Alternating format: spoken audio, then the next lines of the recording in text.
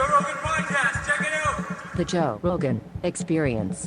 Train by day, Joe Rogan Podcast by night, all day. When you have headphones on in a video game, like you can hear things behind you. Yeah. You can hear things in front of you. Like, Yeah. You get a sense of where they are. That's one of the.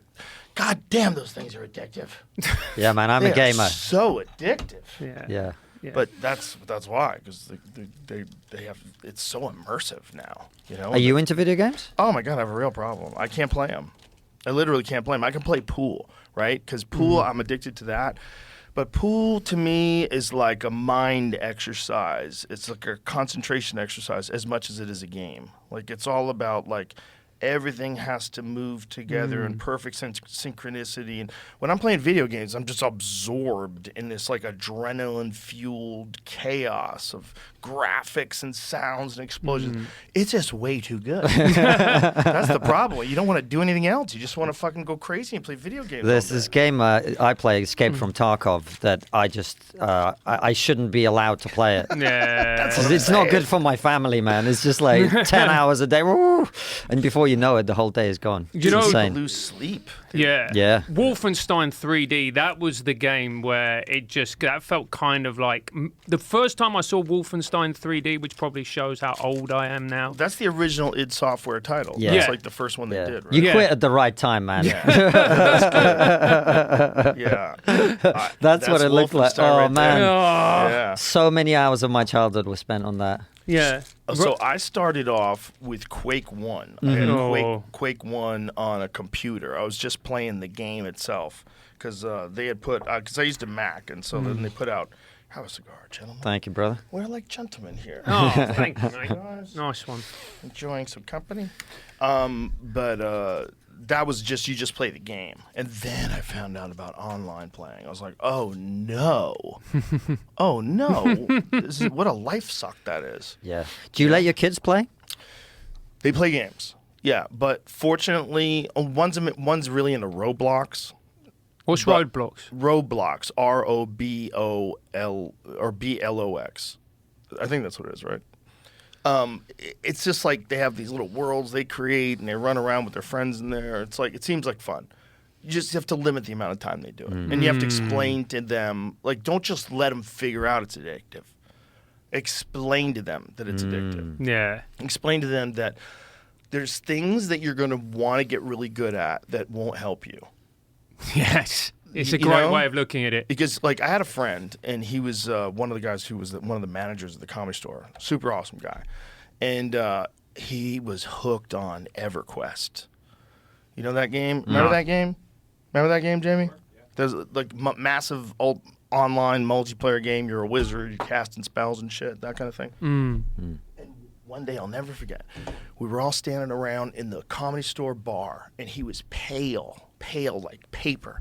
Like he hadn't been out of the house in days. Like his eyes were sunk Yeah. into his head. He goes, I am so good at making money in the game and so bad at doing it in real life. Wow. I was like, whoa. I was like, okay, you've put all your energy into getting really good at something that doesn't do you any good.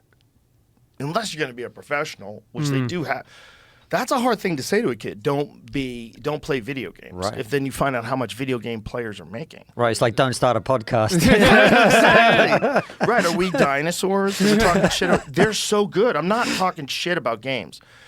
But what But you I am got to saying- control it, is what you're saying. They're too good. They're Yeah. too good. Your life is boring as fuck compared to those games. Like, there's no way. There's no way it's as exciting as playing like Quake 3 Arena online with a 30-inch monitor, and you're sitting right in front of it, and you got fucking headphones on, explosions and lightning guns. It's amazing. Because if you think about it, right, like computer games are instant gratification, and that's how you get success in a computer game. But if you think about life, how to become successful is basically deferred gratification. Yeah. Yeah. And there's another level to it, which is in a computer game, rewards are linear.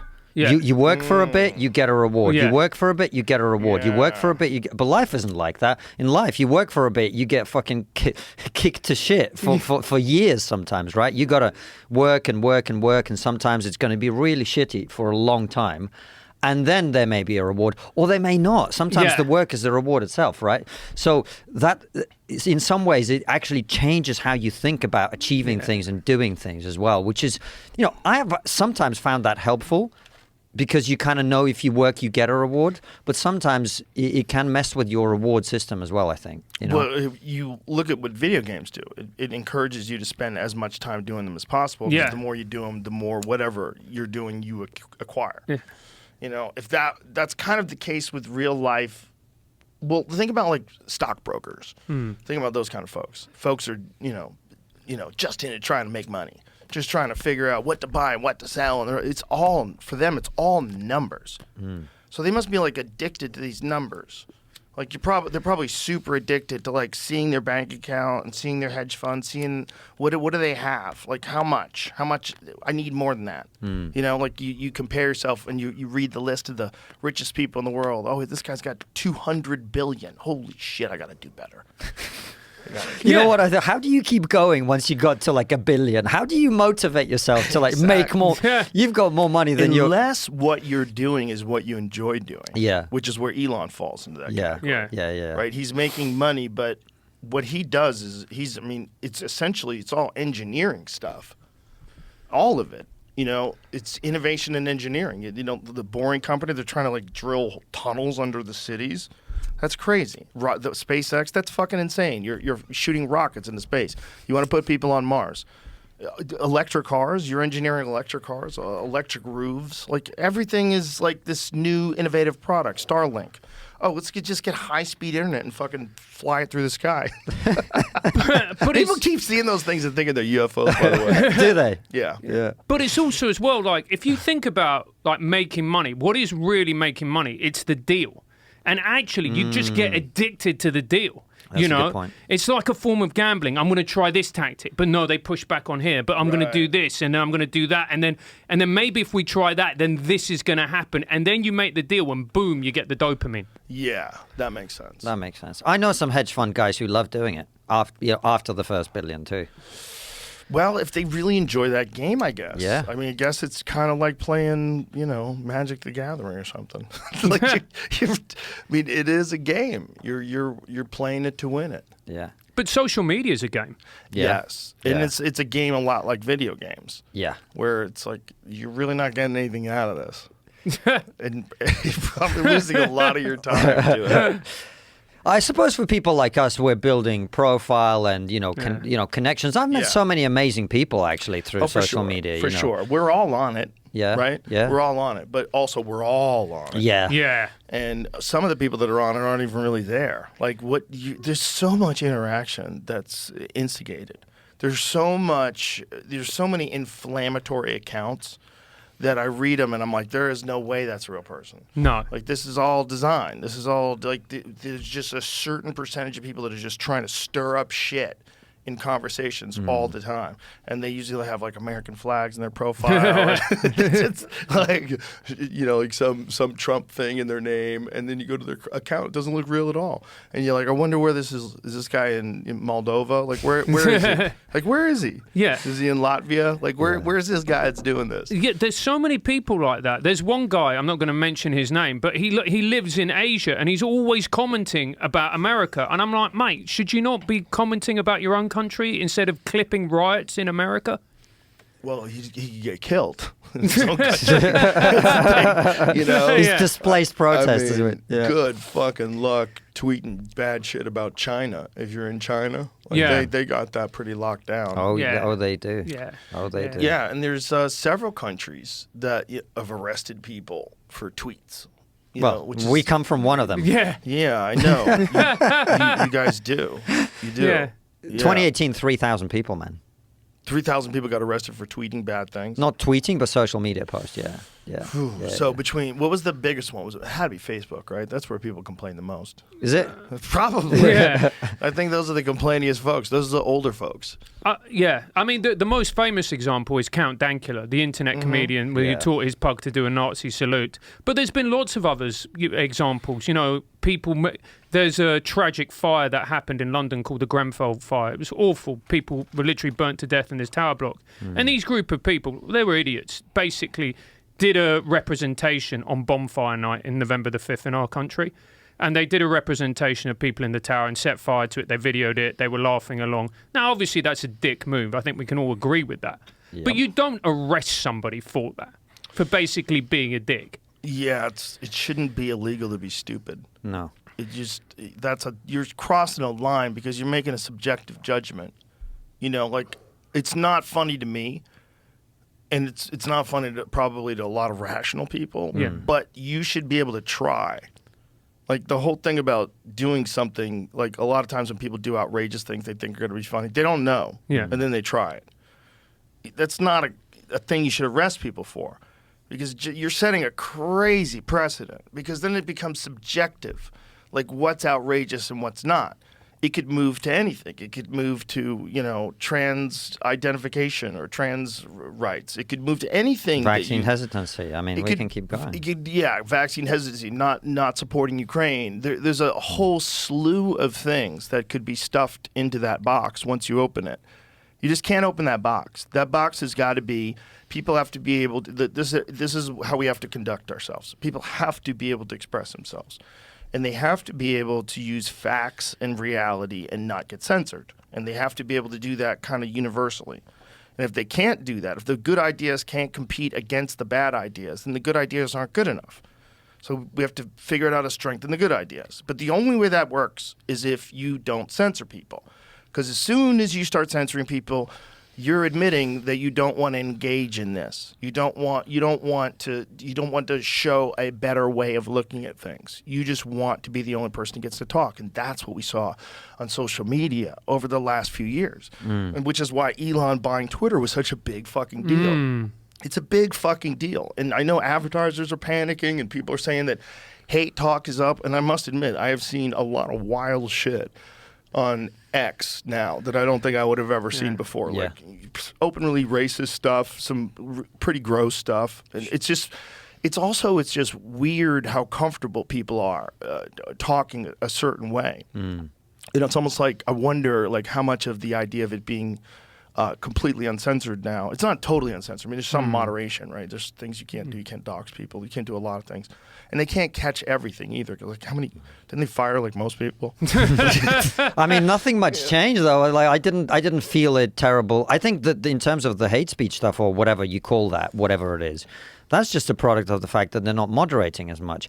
And I actually think, I mean, what you said was, you know, just preach on that. But I also think on top of that, we have to, those of us who believe in freedom of expression, we have to also admit that freedom comes at a cost and it's worth paying. Yeah. That's what we have to be honest about, I think. We have to say we're getting freedom at the cost of some discomfort. Some people are allowed to be dicks. Yeah. And that's the price we're willing to pay. I mean, freedom always comes at a cost, right? It's trade-offs. You could make the country really safe if you lock every man between 18 and 40 in a prison.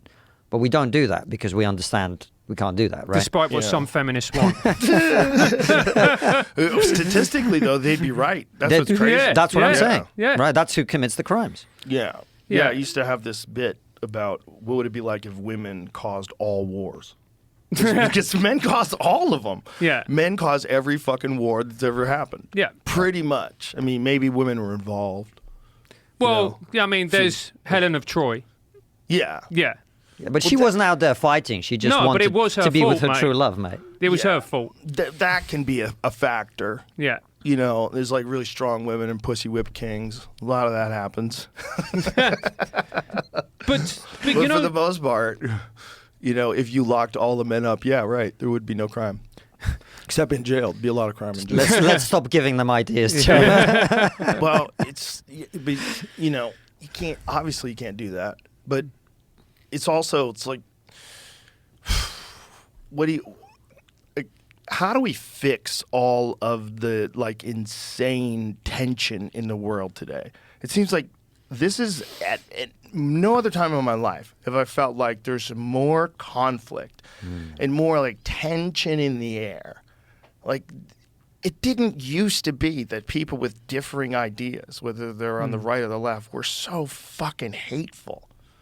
So, like, I've seen the kind of rhetoric that you see online is just so like, if we don't win, democracy is lost, and it's from both sides. I think the problem is, man, is that we spend all our time on these platforms, which incentivizes that type of behavior, because it's always going to be the most controversial take, the most reactionary point of view that's going to gain the most engagement.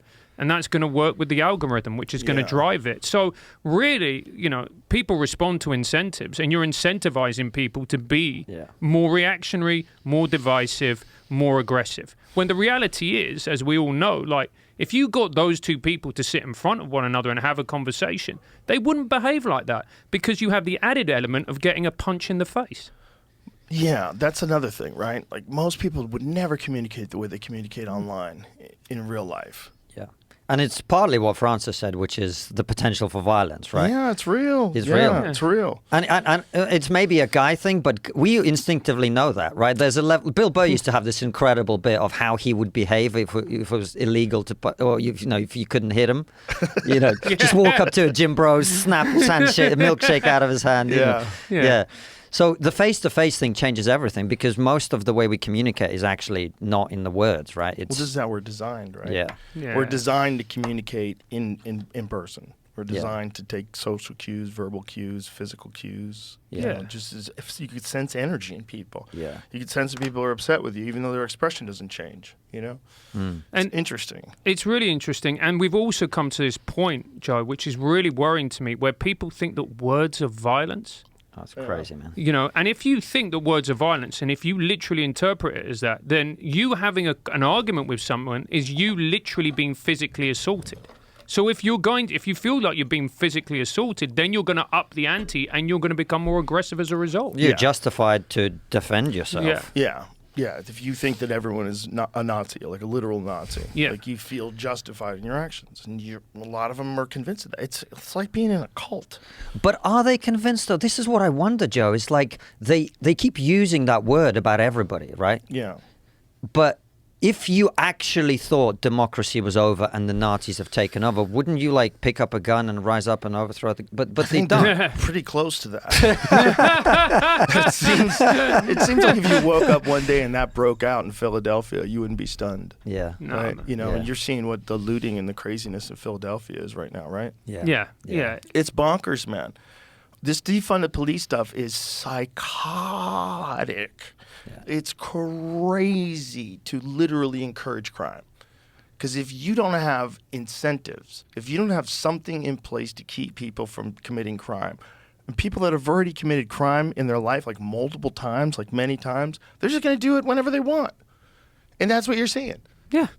Yes. It's amazing how, and it's part of this sort of mindset that every human behavior is a product of the circumstances, but it's not. Some people will commit crime, right? And we have to also have a system that prevents that from happening. We have to have police. We have to have everything else, right?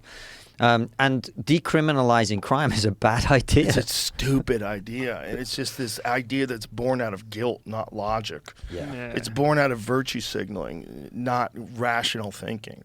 It's just not the way to do it. If you have bad cops, you're supposed to train them to be better. You should fund them better, treat them better, respect them more. And then they should have more of a relationship with the community. It should be a thing where they're trying to literally protect you, not constantly persecute people and fuck with people. And it's like that line is a thin line. And then also, who the fuck wants that job? Who the fuck wants to be yelled at all the time? Who wants to be the professional enemy? Who wants to be someone that it's okay to just shoot at? Who wants to be the person that everybody you interact with is lying to you? Was there a time in your life, Joe, where the police were respected by most people? There's always been problems. There was problem. Hunter S. Thompson wrote about the Chicago riots being one of the most horrific things that he ever saw in his life, the way cops were beating the people with clubs and shit. There's always been bad cops, just like there's always been bad plumbers. Yeah. There's just bad. Some people just suck. Yeah. They suck at what they do, and they come from a bad environment. They don't, they didn't have good role models. They grew up around assholes. They don't have any motivation. Maybe they're hooked on drugs, and they suck at what they do. And that could be anything. Anybody could suck at anything. Cops too. There's cops that are awesome human beings. I know a lot of cops that are great people. From jiu-jitsu, I've known so many cops because cops are constantly training. And generally, they're really nice guys with a fucking really hard job, but you don't hear about those. Yeah. You hear about the one that does some horrible thing. You see about the one who plants the gun on the guy after he shoots him. You see the one where people shoot people when they're reaching for their wallets. You see the crazy shit. You see people punching women in the face. You see crazy shit, right? But you don't see all the positive interactions, and you don't see what happens if you get rid of them. And that's what you're seeing with these smash and grabs. These are fucking bananas, man, because they're everywhere now. And people are seeing so many of them on the internet, and they're seeing that people are getting away with them, and it's encouraging them. Yeah. And this is what happened, Venezuela was always had a problem with lawlessness. But when Chavez came to power, after a few years, they said the cops weren't going to prosecute criminals, because prosecuting a crime is a sign of right-wing oppression. Right, where have you heard that before, right? And as a result of that, it became so completely and utterly lawless that the city became uninhabitable. It became the murder capital of the world and the kidnap capital of the world. Because there's always going to be a small subset of society who are criminals and who will then look to maximize their opportunities to make money. Yeah, there's a couple arguments about this that make sense. When people say that they're a victim of their circumstance, and we have to appreciate that they were put into a horrible circumstance in life and they're just trying to get by. That's true too. Yeah, sure. So what we have to do that we're not doing is try to figure out how to stop that, how to make like a minimum quality of life for everybody, where no one's growing up in dire poverty. That if you could send how many trillions of dollars have we spent just on military budgets over the last few years? If they figured out a way to give contractors a lot of money to fix neighborhoods, like to completely clean them up, provide modern housing, take care of figure out ways to set people up for work programs and give people jobs, if that was financially viable, just like Halliburton had those contracts to rebuild Iraq after we blew it up, if they had something like that for inner cities where these guys could literally make money doing it, that could be one way to kind of re-engineer things. Because if they could just figure out how to do that, you'd have so much less crime. You'd have a lot less crime, yeah. You'd have a lot less crime if people had hope. If people had role models, if they had community centers, if they had really good education, and they had safe streets. Just that alone. Yeah, it would reduce crime a lot, definitely. It would take a long fucking time, though. Yeah. Because you got generation after generation of people who lived there. When you're talking about really fucked up gang-ridden neighborhoods. Yeah. No one's done anything about those neighborhoods for a long time. Yeah. And it's generational. It's built into the people that live there. They're accustomed to it.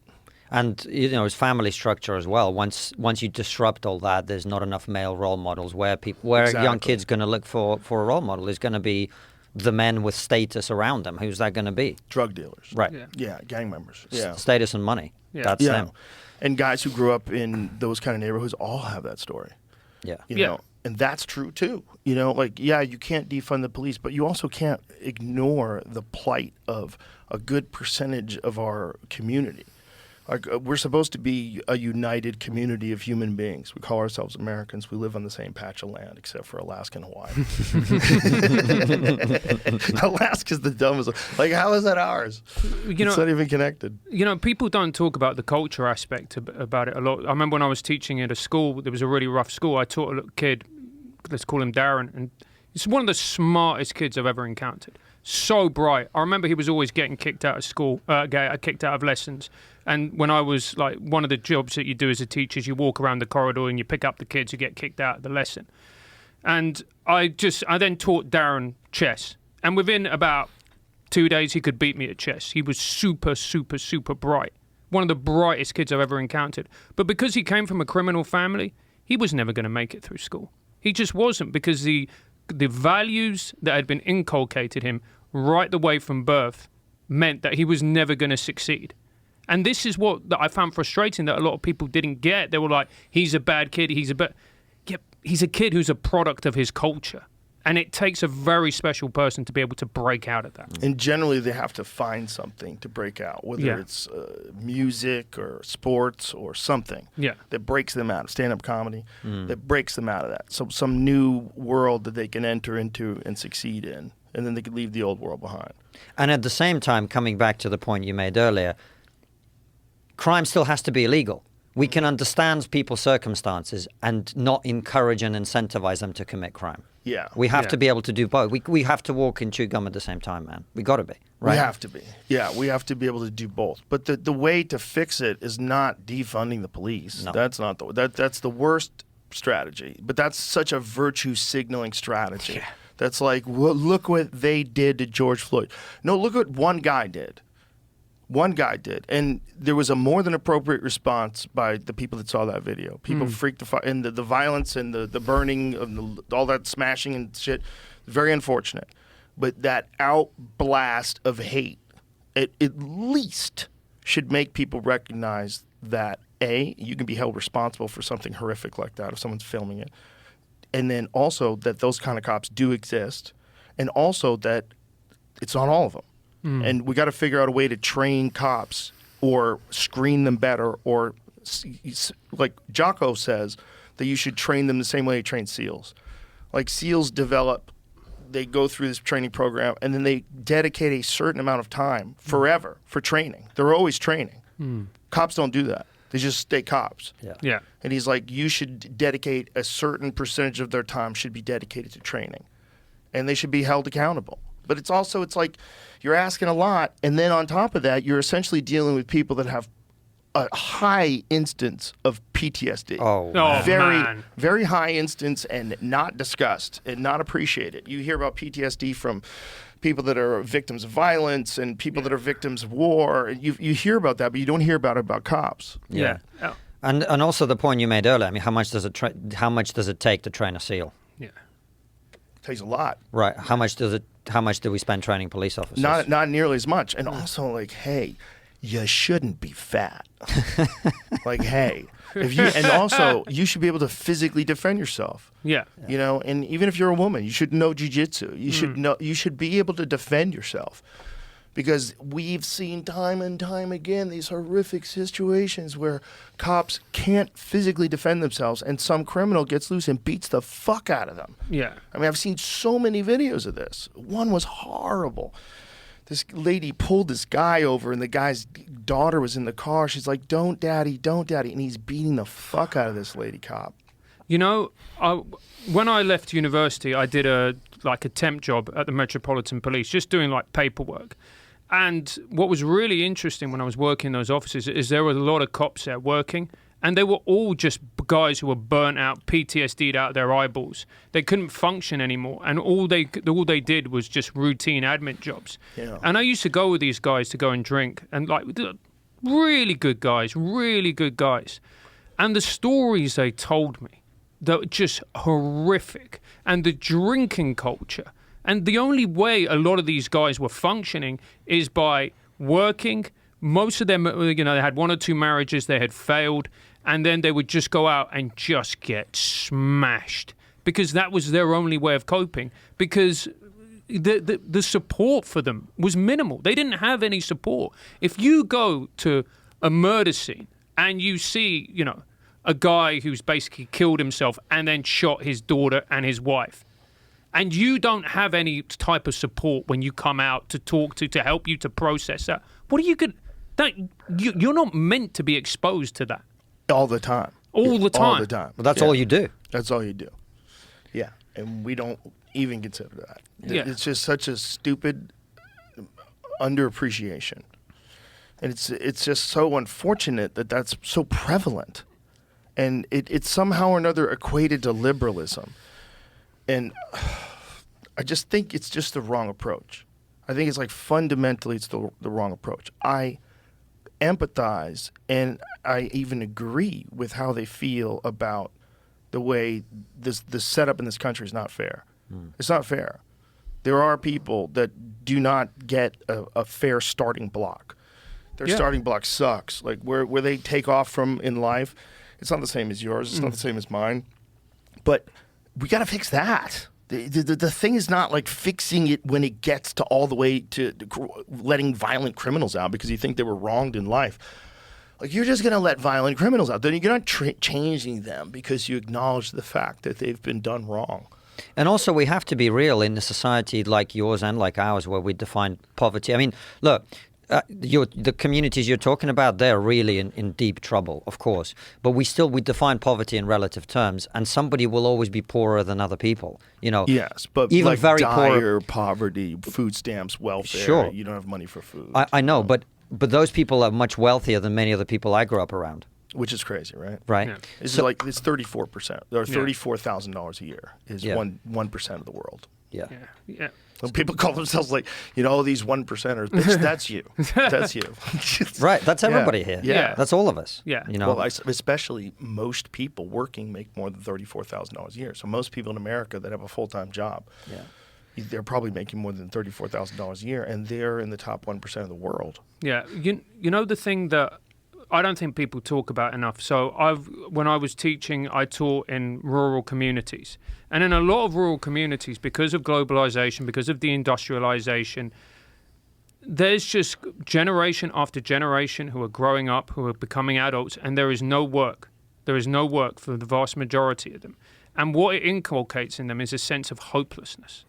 And if you grow up in a culture where you feel that there is no hope, and you look around you and everyone is broken and no one is working and everyone is given up, then even as a kid, you think to yourself, well, what's the point of doing anything? Because I'm just going to end up like Uncle Dave on the sofa getting, you know what I mean? Yeah. Even if you don't intellectually think it, emotionally you feel it.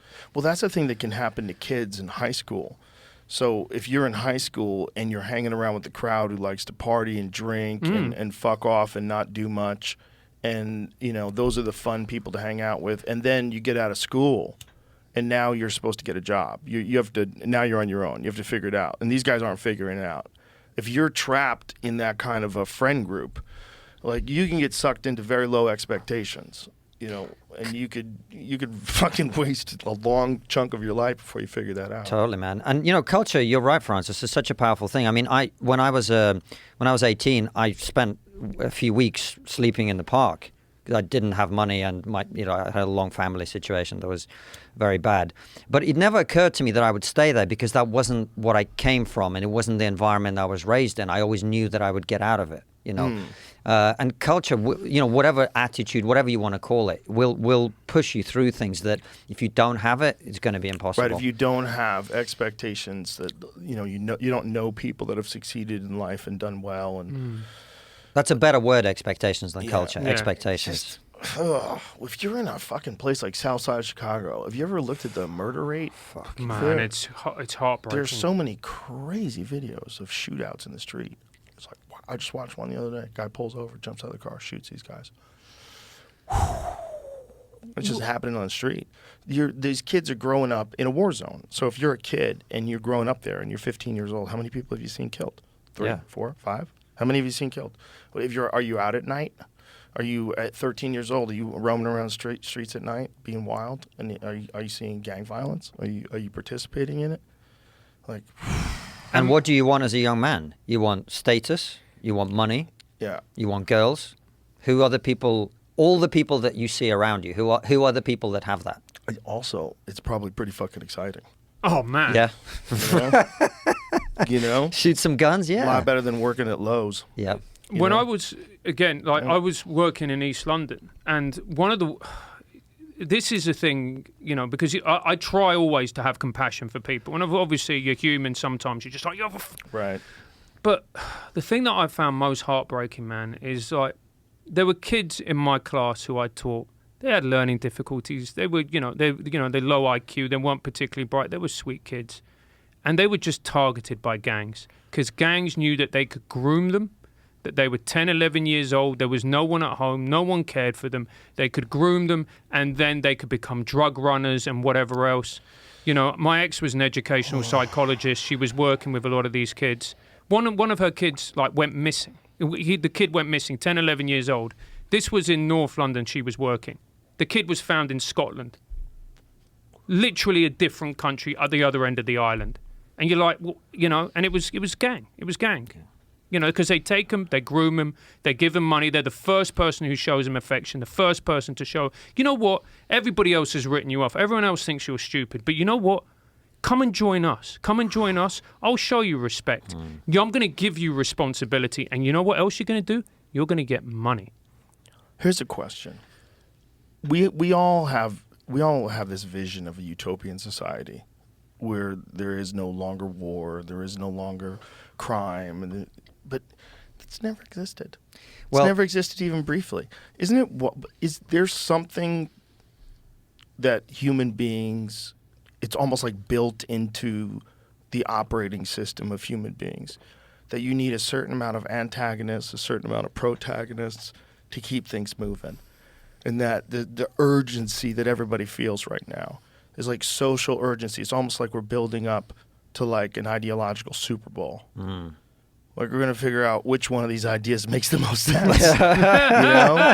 You know, it's like it feels like there's like this tension buildup. And I almost wonder if that's something that we need in order to figure things out. Like we need this chaos. We need people trying to control narratives. We need people trying to censor people.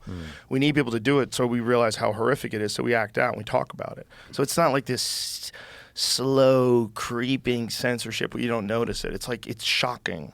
They're censoring news stories that could hurt the party that they want to win in the elections. It's crazy stuff. It is crazy. And we had the case with debanking in the UK where this guy Nigel Farage, I don't know if you know him. I did hear about that story. Yeah, he's kind of like the Donald Trump of the UK in some ways. You know, very unpopular with some things, with some people, very popular with others. And his bank, which was a kind of like bank for wealthy people, they closed his account without explaining why. He started doing some digging. He did a Freedom of Information request or something. It's not called that, but it's basically the same thing. And the bank came out and said it's because he doesn't have enough money. Bullshit. Turned out it wasn't true. Eventually, he got the information saying the transcripts of their internal conversations were that part of the reason they shut his account down was political, right? And then we had the Financial Conduct Authority, which is the people who are supposed to investigate this stuff. They did an investigation and said there was no political debanking going on. All the newspapers reported it. And in paragraph 5 of that same article, you can see that his case was not taken into account in the report. Right? So they lied about it stage after stage after stage. And now you've got mainstream journalists spreading this crap that they know isn't true. All they have to do is have a good headline. All they have to do is have a good headline. The inside of it can be nonsense, and they can even show you right in front of your face, why what they're saying is incorrect, and it doesn't matter. And then they all bitch and whine, and then they go, why is no one watching our content? Yeah. Well, here's the wildest one that's going on right now. You know the Mar-a-Lago controversy of the pricing or the inflated value of the house. The Mar-a-Lago. Yeah. The judge ruled that it was worth $18 million. It's 20 acres in like the most expensive real estate in that area. Like a house down the street from it, much smaller. It's just sold for $50 million. Wow. Even if Forbes said it's worth somewhere between, see what Forbes said. I think they said it was worth between $300 and $700 million. And they were saying that it's worth $18 million. It's like they don't even try to pretend. Yeah. Like why does no one trust the mainstream? If the guy says his house is worth $1 billion, right? Yeah. And then you come along and say, no, it's worth like $800 million. Forbes says it's worth as much as $700 million. We'll call it $700 million. Now you got a reasonable argument. Yeah. But if you say $18 million, like you got to know that's like a palace. The place is a palace. It's 20 acres. Get the fuck out of here. This is great. You can't do that. That's like too obvious. That you don't give a fuck about the truth. They don't. You don't give a fuck about the truth. Oh, he claimed it was worth $1.5 billion in latest plea to drop fraud case, but judge ruled it's wildly inflated. Yeah, but the judge does not have an accurate sense of the market, in my opinion. It just the property size alone. It's such a giant chunk of property. So that says it's worth somewhere about half a bill, right? Yeah. Is that what that's saying? No, so he said the judge was saying that it's worth between eight. Oh, it says citing an appraisal report from the city of Palm Beach that pegged the value of Mar-a-Lago between 18 million and 27.6 million between 2011 and 2021. Oh, right. Okay, so it was 18 million, and now it's worth, because of inflation, 27. 325 million. That's how much Forbes estimated Mar-a-Lago is worth as of September. Although we peg its net value at 292 million after deducting roughly 33 million in debt. Okay, so it's got debt. So I think what they're saying the scam is you wildly overinflate a piece of real estate. Again, I don't know jack shit about real estate. All right, but I think what you do is you say, I got a house worth $1 billion. I need a loan. And they give you a loan based on this $1 billion property you have. But if then they send an appraiser to you, I'll say, hey, but this house is worth 18 million. Then you're like, uh-oh. So now you got a loan, but you got a loan based on something that's not really worth as much. So their collateral or whatever it is, the reason why they would give you that much money doesn't make any sense. Yeah. But clearly that can't be accurate. Have you ever seen pictures of that fucking place? Yeah. Show some photos of Mar-a-Lago. and if that was 18 million, dudes would be buying them every day. Right. It would last 3 seconds on the market before somebody bought it. People would just be calling up. The phone lines would get jammed. Yeah. I'll take it. Sight unseen. I'll take it. Yeah. 18 million? Or I mean, even 27 million. Calling it 1.5 billion is a Trump thing to say like that. That's my the favorite greatest thing. house. My favorite thing about the whole speech is he talks about himself in the third person. The judge hates Trump. That's what he keeps saying. I mean, Man, that's a nice house. Terrible. It's a nice gaff, Joe. Fucking palace, man. Look at that place. It's insane. And the inside of it is all like, click on that photo of Trump there with the chandelier. Look how fucking beautiful it is inside. Man, that is ridiculous. I mean, look, maybe it's me being a Brit, but I look at it and go, it's a bit fucking much, that. Oh, it's a lot much. It's not my style. That looks like look at something that. out of a Russian czar's house. You know what I mean? Yes, that's what I like about it. That's what I want Trump's house to look like. If Trump lived in some bullshit fucking log cabin, I'd be so disappointed. Right. If Trump lived in like fucking John Dutton's house on Yellowstone. Yeah. What are you That- doing, bro? You should be balling. That's Yeah. on brand, as we Yeah. say. That's on brand. What a house, Look at the man. size of that property. Yeah. Yeah. So those little houses around there are selling for like $30 million. Wow. Like that's crazy expensive property there. Yeah. To think that that's only worth 18 million to 27 million, that seems a little insane. You know, the thing that always gets me, man, is like, you read in the mainstream media and they criticize our podcast and your show, and then they go, these people spread misinformation. I'm like, mate, like, what are you talking about? You have been spreading misinformation from day one. You know what I mean? Yeah. It's like getting a lecture on dating from Ted Bundy. You're like, mate, come on. Yeah, it seems crazy for them to keep harping on that at this point. It's like, don't you know about the internet? Like, don't you know people they've made like compilation videos of you guys being wrong over and over and over and over and over again, and you've never apologized for it. Whatever you want to talk about, whether it's the Russia collusion thing or saying the dangers of Trump denying the election, then you show like how many people denied Trump's election. Right. Yeah. It was calling him the illegitimate president. Hillary called him an Yes. illegitimate president. Yeah, they said he stole the election. Like if you think that's dangerous from him, then it's dangerous from you too. And we should all acknowledge that we should try to figure out a way to make the elections as fair as possible. My real fear is that not everybody's on board with that. That's my real fear. I would love to believe that everybody on the right and everybody on the left just wants a fair battle.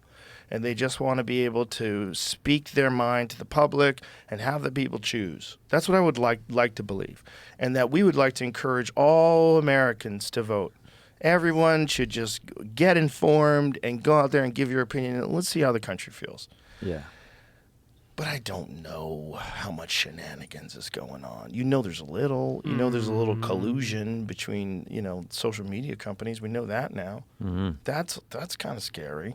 It's kind of scary that you would think that what you believe is so important that you're willing to manipulate an election.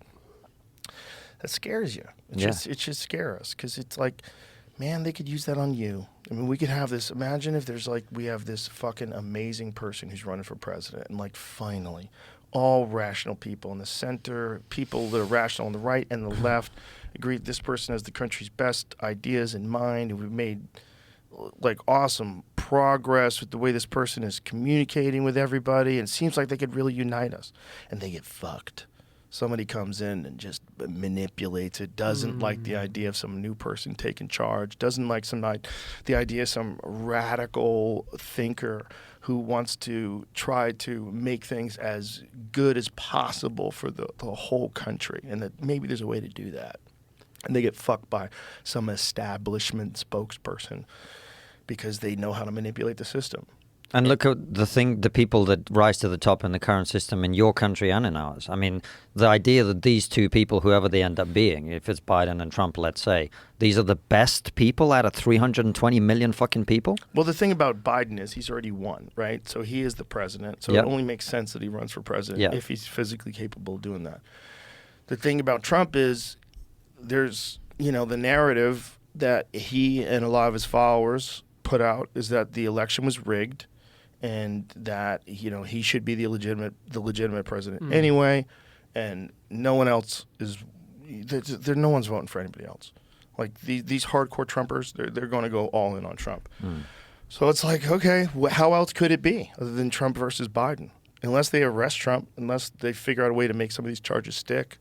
And here's the thing with Trump, to him, this is no longer a presidential race.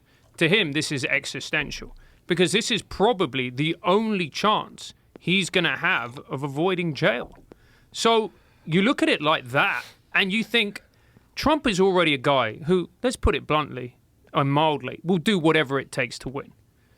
And if you put a guy like that and you say, the only way that you're going to avoid jail is to win the presidency, you're already notching it up a few ratchet when it comes to making the atmosphere really toxic. And you can play that argument the other way. I mean, in terms of Biden and the investigations that are happening, Donald Trump gets elected, what is he going to do? They would argue that too, right? Yeah. The Biden thing is fascinating to watch people to ignore it. Did you see Noam Dworman's interview with that guy? No, I did you not. never saw? Oh man, it's Noam Dworman from the Comedy Cellar. Oh, okay. He had a guy on his podcast who he built up as like the most sane guy who says that the Hunter Biden thing was a nothing burger, and they went round for like an hour, and the guy just would not. It was the craziest thing that I've ever seen. I'll send it to you. Okay. Yeah. It's a journal from the Washington Post. Yeah. And he thinks it's nothing. Yeah. Yeah. But when Is he doing mental gymnastics? Yeah, so when Noam essentially corners him and goes, no, look at this, the guy just he wants to leave. That's it. Yeah, well, that's a fucking live wire for them. They don't want to touch that. Yeah. It's like there's really no defending it rationally. So if you're on the team that has to defend the left, which, you've all seen people like that on podcasts before, where you realize like, oh, this isn't like a real person. This is a representative of whatever they're for, whether it's the right or the left. There's people like that where you never really see them. Yeah. They have walls, and what they're doing is just like speaking that kind of language. There's always going to be people like that. We got to get back, or not back, I don't think we were ever there, but we got to get somehow the idea that truth matters, man. And it doesn't matter what fucking team you're on, the truth matters if you're left, right, up, down, whatever. The truth I think matters. that's what we're doing right now. Yeah. Yeah. I think that's what we do, and that's one of the reasons why your show works. Yeah. And that's one of the reasons why this show works, is because people can just talk. Yeah. And they can do so in a way that you really, it's not available anywhere else. The reason why people are so hungry for these kind of conversations on podcasts is because you can't get it anywhere else. Like, these other people aren't doing it. They're doing a different thing. They're doing a thing where there's a giant business behind it, and there's advertisers, and there's a bunch of executives and producers, and they all have segments that they've developed, and there's writers and everyone. And then you get to express yourself sort of through this very narrow window. To be able to just sit and shoot the shit and just say, why is this and why is that and what is this and what is that? Like, that kind of freedom to do that, it's never existed before. Yeah. No, and they're all terrified of a Twitter storm. They're all terrified of a Twitter storm. You see it in our politics, where somebody says something like the hot topic at the moment is immigration, particularly illegal immigration. So there's a lot of people coming from France to the UK illegally. They just jump in a boat from France illegally. And it's run by cartels and gangs. And the really sad thing is some of these people actually drown in the English Channel as a result. And they come to the UK. This needs to stop. You just can't have unfiltered illegal immigration. Yet you get people on, politicians to go, look, we need to stop this. And then people are they're saying that one very famous ex-sportsman compares that to Nazi Germany. It's like, why is it happening in this big rush? Is this engineered? Like, why is it happening like this? Like, what is it about this?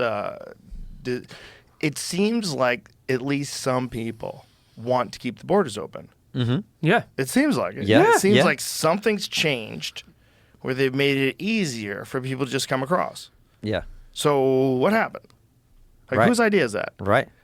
And then what is this crazy push where you want people to not have ID to vote, but you want people to have ID to make sure you have a vaccine passport or you can't work or get on a plane? And did you check any of these people to see if they're vaccinated when they came aboard? You really didn't, did you? So what are we doing here? It's crazy. It's like hundreds of thousands of people a month. It's crazy. You brought it up earlier. I think we talked about this last time with Thomas Sowell, who's just like, I mean, I've read every book that he's ever published, and I just think he's amazing.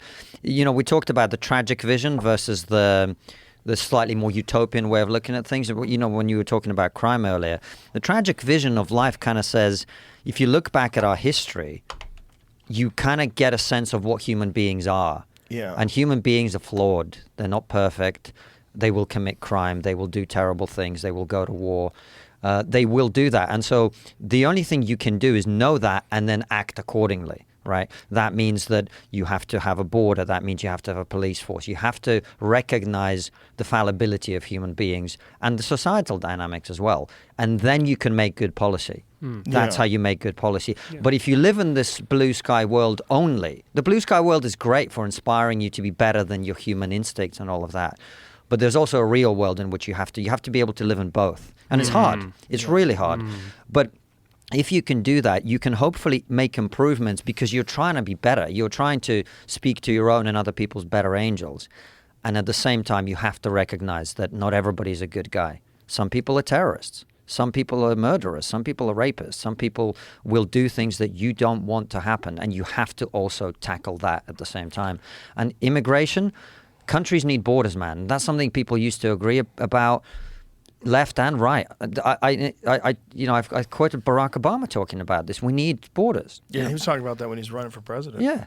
He's saying something that would get Trump canceled today. Yeah.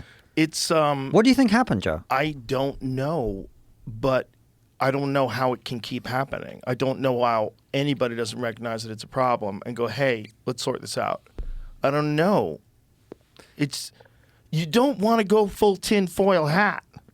Nobody does. Nobody wants to are they engineering? I mean, some people do. Let's be fair, all man. the elements. Some people do. That's not important right now. We gotta talk about if you just stop and think about all these converging factors, all these things that are happening simultaneously, right? Okay.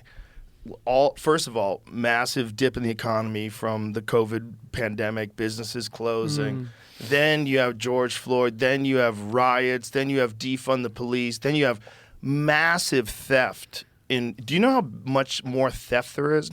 Lowe's hardware store lost. Google this. I think in 2022 they lost $900 million in theft. Yeah, just people walking into their stores and stealing drills and shit. Just stealing things. Because in some places, you can get away with stealing as much as $900 and they're not even allowed to stop you. I mean, that is a recipe for chaos. But see if that's true. I want to make sure the Lowe's thing is true. Yeah, This is new media. We actually check the facts. Yeah. And shout out to our friend Andrew Doyle and his new book, The New Puritans. Yeah. Andrew's awesome. Did he ever get kicked off of Twitter? Did Tatiana McGrath get kicked off? He got kicked off a couple of times. Look at I that. think. Shrink and theft losses near $1 billion at Lowe's. Here's how much it's costing other retailers. Yeah, so it's true. It's almost $1 billion they lost. What does shrink mean? Shrink and theft loss. That's a good question. Yeah. I What does don't that know. mean? Don't know. Shrink and theft.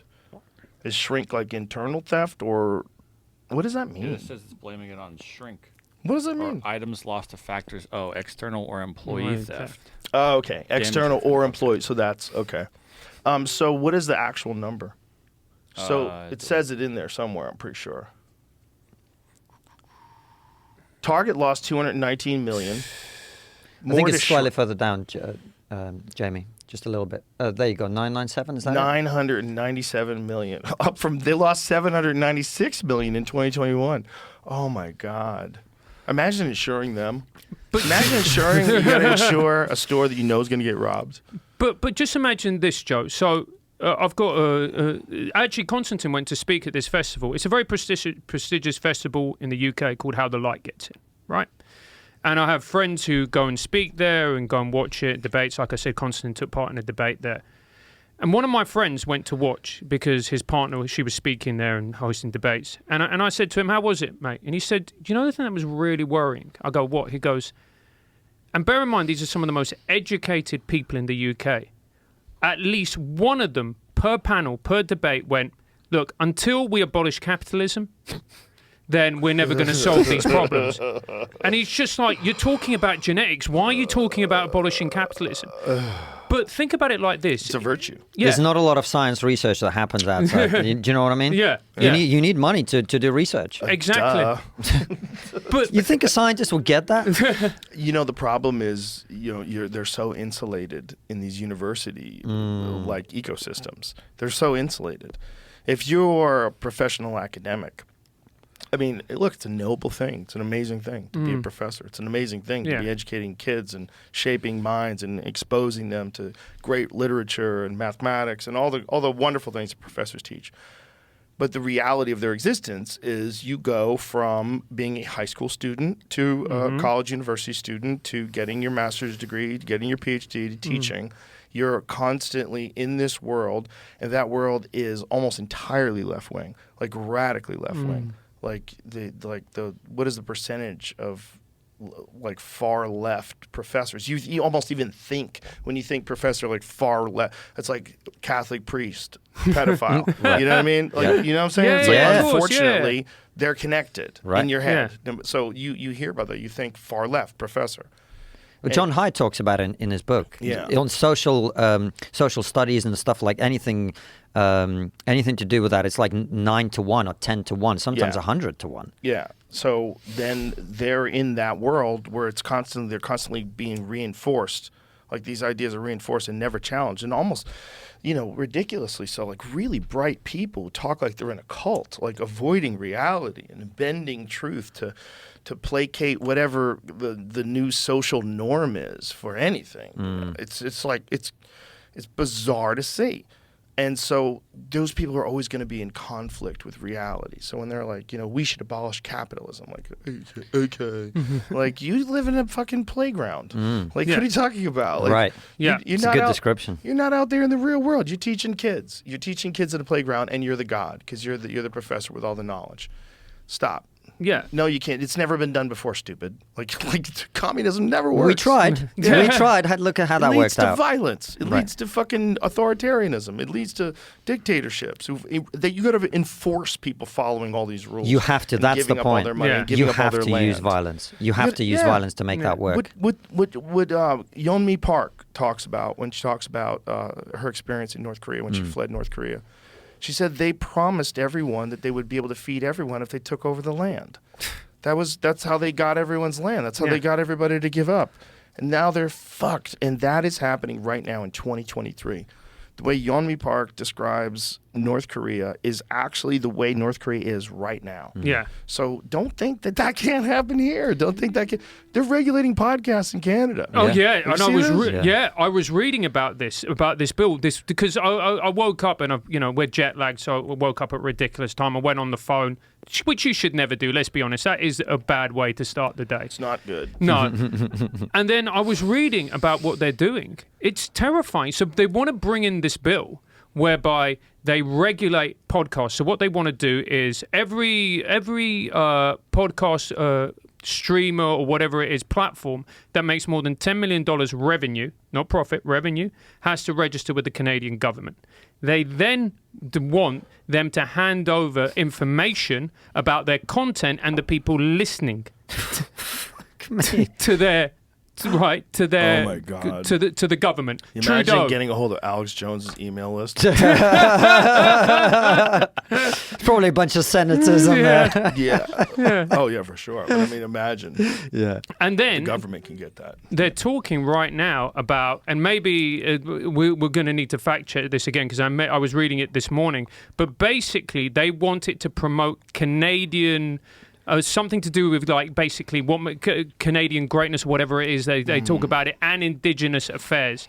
And you're like, oh, so they're going to say a number of things are un-Canadian, and then you can just silence them. Look what Trudeau did with the truckers. Yeah. Yeah. Terrifying. We just had one of their guys on to talk about it. Not just the truckers, but people who donated to the truckers got their bank accounts closed. Yeah. Yeah. Well, that is wild. Yeah. You got locked out of all of your money because you donated to a cause where you didn't think that people should have to take an experimental vaccine in order to be able to work to drive a truck. But Really? Yeah. Really? You think that's okay? Like, that's so not okay. The fact that those people aren't up in arms. The whole country didn't freak out and demand a fucking change. Like, you can't have, that's dictatorship stuff. That's what Right. that is. It's Banana Republic stuff. We do these calls with our top supporters, and we have some in Canada. We have this lady who's been supporting us for years, and she's always fine. And in the middle of this thing, she was like, "I'm terrified. I'm not going to be able to eat because they're going to shut down my bank account." God. Right? In Canada. It's so crazy that they think they could do that if people disagree with them. Because that's all they're doing. They're just disagreeing. And they're supporting a protest. It should be, and it was a peaceful protest. Those people did it the right way. They just parked their trucks and they didn't block roads off. They didn't do anything fucked up. But if you frame it that these people, which is how they were being framed as racist far right, well, look, Yeah. you're giving money to a far right racist organization. You're encouraging hate.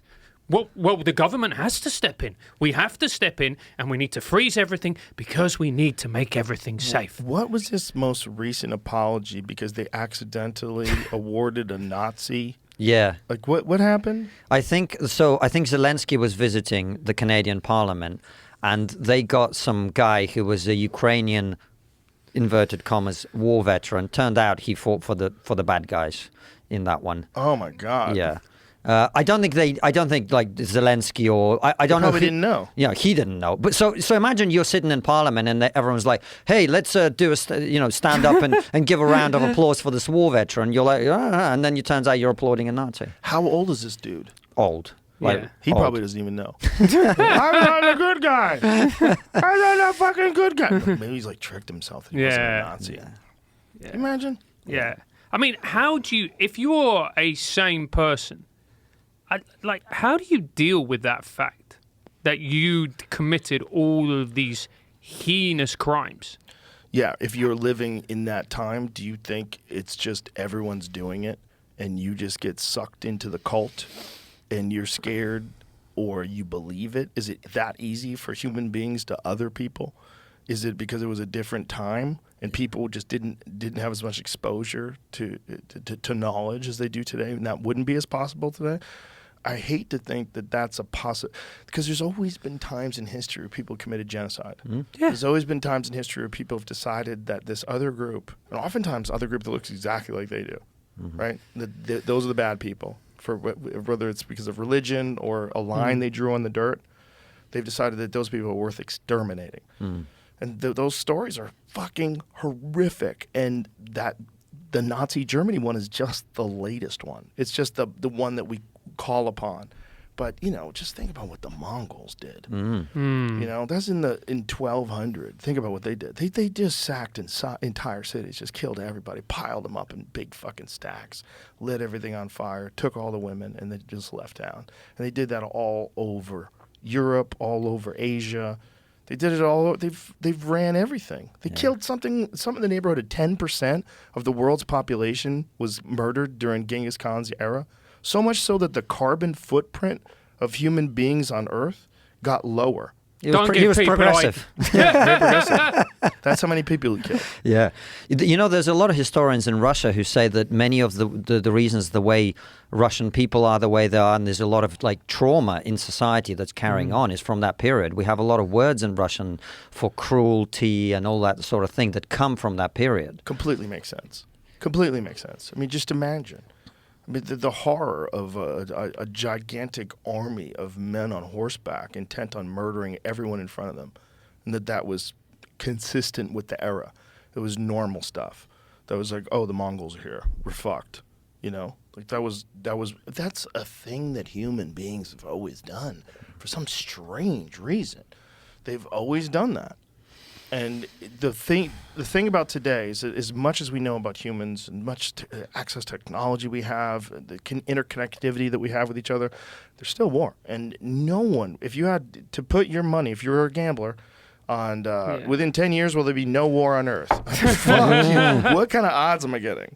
Yeah. Because for sure there's going to be something popping off somewhere. We're bands of chimps, man. Yep. That's what we are. We're bands of chimps. And chimps go to war.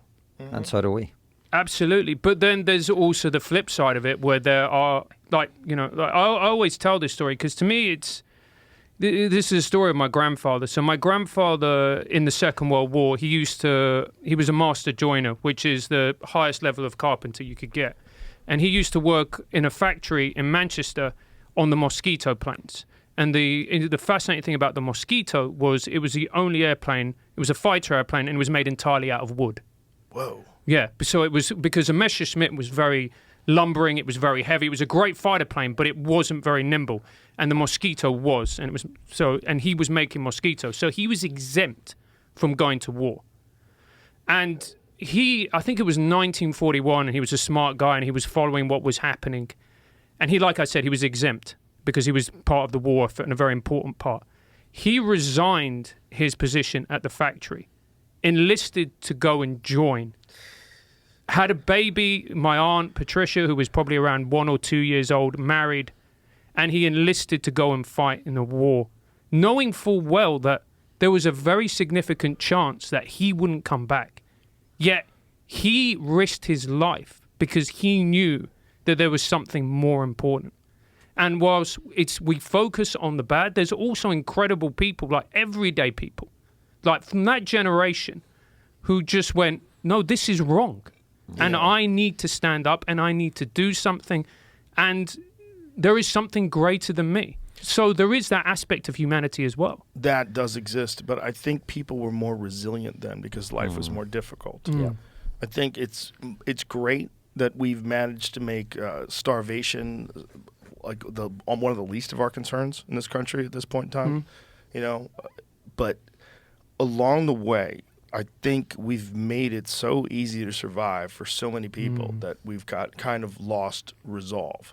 And it must have been horrible to live back then, to live during the time of World War I. I mean, imagine how hard life was back then. Life was fucking hard. But those are the type of people that you need if you're going to have a war. We don't have that many of those now. Not like that. That was probably like, you've seen those videos. I don't know if you have, but like there's physical fitness classes in the 1960s in America. And they all look like little athletes. They're all doing monkey bars and shit. Like everybody's working out. They all look fit. If you tried to have a video like that today, you'd have some blue-haired slobs falling down and breaking their arms. Like how many people are resilient today? It's less. There's a lot more people, but the percentage of resilient people is less. Well, Jamie, you might be able to look this up. I think there was an article recently about the fact that the U.S. Army is having trouble recruiting people because they're just not physically capable. They're struggling. Yeah. You know, and that wouldn't just be the U.S. It would be a lot of places. Also, the Army's kind of going woke. Oh man. Oh man. And this is the thing we've been talking about, right, man? It's like, Inclusion. can we just is really focus important when on you're what killing fucking folks. works? Can we focus on Yeah. what works? Right. Right, I want the exactly. army to be good at killing the enemy. I don't give a fuck about Right. how diverse they are. Right. Imagine if the UFC had to have diversity. Do you know what a problem that would be? Yeah. If we had like to have a certain amount of trans folks, a certain amount of. Well, That you would do, work Max. well in the women's Yeah, but division. yeah. Yeah. If you only had you had numbers you had to achieve, it wasn't the best fighters. Yeah. It was just like who meets certain criteria. There's going to be a bunch of people that get murdered. Yeah. Because they're going to get thrown in with the real ones. There's going to be a certain percentage of people that are just there because they're awesome, then a certain percentage of people that they have to hire in order to meet these DEI standards. Joe, Jamie, can I ask a favour, man? Would you mind bringing up RAF Diversity UK? You're gonna. It's a beautiful story. This is a beautiful story. What happened? Mate, this is. Just look up for useless male white pilots. Yeah. Look that one up. Yeah. Useless male white pilots? Yeah, Yeah. yeah, yeah. Was yeah. that a quote? Yeah, that's a By quote somebody? from their report. They were like, you know what? We're not hiring any more white men to fly planes. What Yeah. a good idea. Yeah. Definitely don't hire the people that are the best at it. No. Why Whether would they're you? white or black or Asian. There No, you go. just don't hire white ones. Royal Air Force unlawfully discriminated against white male recruits in bid to boost diversity. Dude, you want the best. Whoever the fuck they are, whether they're white or South American or Indian, or you want the best. Who cares? No one cares. You want people who fly the planes the best. Right? Only the best. And this is like controversial now. It's a war plane. Yeah. Could you imagine? Imagine if, like, again, it goes back to the MMA fighters.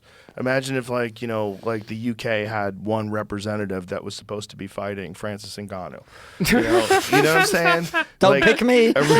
You have one person who's supposed to step up and fight that guy, and it says the right move is to send in a non-binary woman. Yeah. Because they don't get represented in the UFC. Like, okay, what the fuck are you talking about? She's representing the UK. We need someone who can beat him. Man, it comes to Silly. a point, and this is where we talk about the university campus, right? You can have these demented ideas on a university campus, and all they are is an exercise in intellectual masturbation when you come down to it, when you break it down to its purest sense, right? And in a way, that's fine. What's wrong with having stupid ideas and debating and believing it? But the problem is when you start to implement it in the real world where there is such a thing as reality, Right. that's when the rubber hits the road and things really start going wrong. That's when things go Western. That's what we like to call it out here. Right. Things got Western. Right. And I will say as well, I think, we've been talking about social media. I think social media is a big part of this. I don't know if you've seen the graphs, but basically what happens in 2013, 2014, newspaper articles just start, all this social justice bullshit, it just goes through the sky. And not just in the US and the UK, it's Qatar, it's every country in the world. So I think social media rewards ideas that sound good. It does, but it also awards echo chambers. Yeah. That's a big part of it. Just like we're talking about universities, that the echo chambers on the right wing online are just like the echo chambers on the left wing. Yeah. And it's like it rewards that. Everybody looks for their favorite commenters who jump on their threads and comment on each and every one and back them up on these things, and they look at all the likes and kicking ass. Yeah. But my favorite story of this year, and this is one that I love so much, it's by a beautiful woman, Joe, called Isla Bryson. Oh, this is a great story. I remember last time I was at your club, The Mothership, we touched on it briefly when you and I were talking, but this to me is the most beautiful story of a beautiful woman living her best life. Jamie, we're going to need to see a photo of this Yes, beautiful woman. Joe, you're happily married. I don't remember you bringing this up. Right. So this happened in Scotland. Okay. Yeah, okay. So what is the story? Okay, so there's a two-time male rapist called Adam Graham, convicted male rapist, right? And then, just before he was going to be sent to prison, he got what Konstantin and I like to call rapid onset prison dysphoria. Prison onset. You butchered the line, but it's prison onset gender dysphoria. Yeah, there you this go. is the guy. So Look. now he's a woman in women's prison? Yeah. They Look, there he put is. him in a woman's prison in Yeah, Scotland. there's Yeah. a clitoris, Joe, if you're wondering. They're doing that in America too. Yeah. There's quite a few. There's one person that identifies a woman, went to jail, and got 2 people pregnant in jail. Like, like what? It just seems so silly. And I'm as liberal as you can get, but I'm not Yeah. on board with that. Well, I'm as liberal as you can get too. That's what's so crazy. It's like they push it so far to cuckoo land that any rejection of any of these outrageously stupid ideas becomes far right. Yeah. Yeah. You're far right if you don't think a guy with a regular dick who's been straight his whole life should be able to identify as a woman and go into a women's prison and be with women. Like, come on. And this guy's Yeah. a rapist. He's a threat. We know he's a threat. It's so crazy. It's just so crazy that they'll take it all the way to prison. And then you've got politicians who, on the Question Time, which is our most prestigious political debate show, they had a member of the SNP, because this happened in Scotland, so this is a member of the Scottish National Party, and this SNP member was asked, is Isla Graham male or female? And you know what she responded, this woman? She went, they're a rapist. Refused to even acknowledge That it's a male. that it's a man. What a weird world. So weird. Isn't it? I would have never imagined if you came to me in 2013 and said, guess what's going to be a crazy subject 10 years from now? Guys who just say they're women and they put them in women's prisons. What? Come on. That can't be a thing. Imagine if you had to dress up like a woman for a whole year in order for it to be like legit. Like there was a rule. Like you could do it, but you had to dress up like a whole year. So criminals just started dressing up like women. And that became like the thing. You know, like guys like to sag. Yeah. Like that's how they wear their pants in prison, right? So they like to sag. It's like part of the thing. What if that becomes the thing? Like, there's only one way to get locked up with women. You got to dress like a woman all the time. So you got to dress like a woman for like a whole year in order to be accepted. It would be the new style of like just people who just like, I'm a criminal. I don't give a fuck. This is what I do. If I get arrested, at least I'm going to get arrested with women. Yeah. I mean, Guys would start wearing dresses. And I'll be honest with you, man. I don't want to be talking about trans my whole life. I don't. You have to. You have no choice. I You will comply. no. You will comply or we will freeze your bank account. Oh, yeah, well, yeah, I don't want to be talking about this shit. But when this is happening, what are we supposed to do? We're just supposed to sit there and pretend it's not happening? Well, if you have any opinion other than what you're supposed to have, then you're some kind of a terrible person and a transphobe.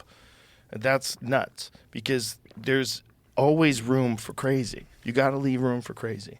You got to leave room for crazy in all groups of people, Yeah. including trans people. And if you don't, if you're trying to pretend that you have this group that anybody can join and that these are new rules and we're all living in Narnia now, come on. There's always going to be crazy people. of course. The Emperor's fucking naked, man. Emperor's naked as fuck, and he's got a heart on. Yeah, He's got a and wig he's on. right there. Yeah, and he's like, I want access to the female changing rooms. Yeah, And we're like, you're- come this way, madam. And you're a bigot if you Yeah. don't agree. Imagine Francis Ngannou was like, you know what? I'm a woman. I wonder what percentage of like people with kids believe that versus people who don't have kids. Right. Yeah. That's an interesting. Right. Yeah. Because I wonder if there's so many people that have ideas, people that don't have children, they have ideas that I think they just have this ideology that they subscribe to, but with no consequences for anyone that's really young that they love and care about. And then when they have kids and then there's someone young that they love and care about, you start looking at the world as a much more dangerous place. You start saying, oh, these people are like little kids. Like there was some little girl got kidnapped really recently. They used geo-tracking of cell phones and shit and the person's fingerprints from the ransom note, and they got her back pretty quickly, luckily. But, 9-year-old girl just gets kidnapped. Like, there's people like that in the world. And when you have children, you think like that. Like, someone could steal your kids. Like, that's real. Someone could hurt your kids. And someone, could go in the locker room and watch your kid go to the bathroom because they decide that they're a girl. And that doesn't mean that there's not people that are legitimately trans and identify as women and that's who they are and they're not perverts and they're not creeps. Of course that exists too. But you're opening the door. If someone just says, I'm trans, I can use that restroom. You're opening the door for perverts. You 100% most certainly are.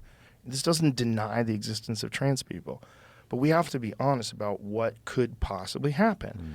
That's why if people are uncomfortable with biological males walking around female locker rooms, it's because some people are liars and they're con artists.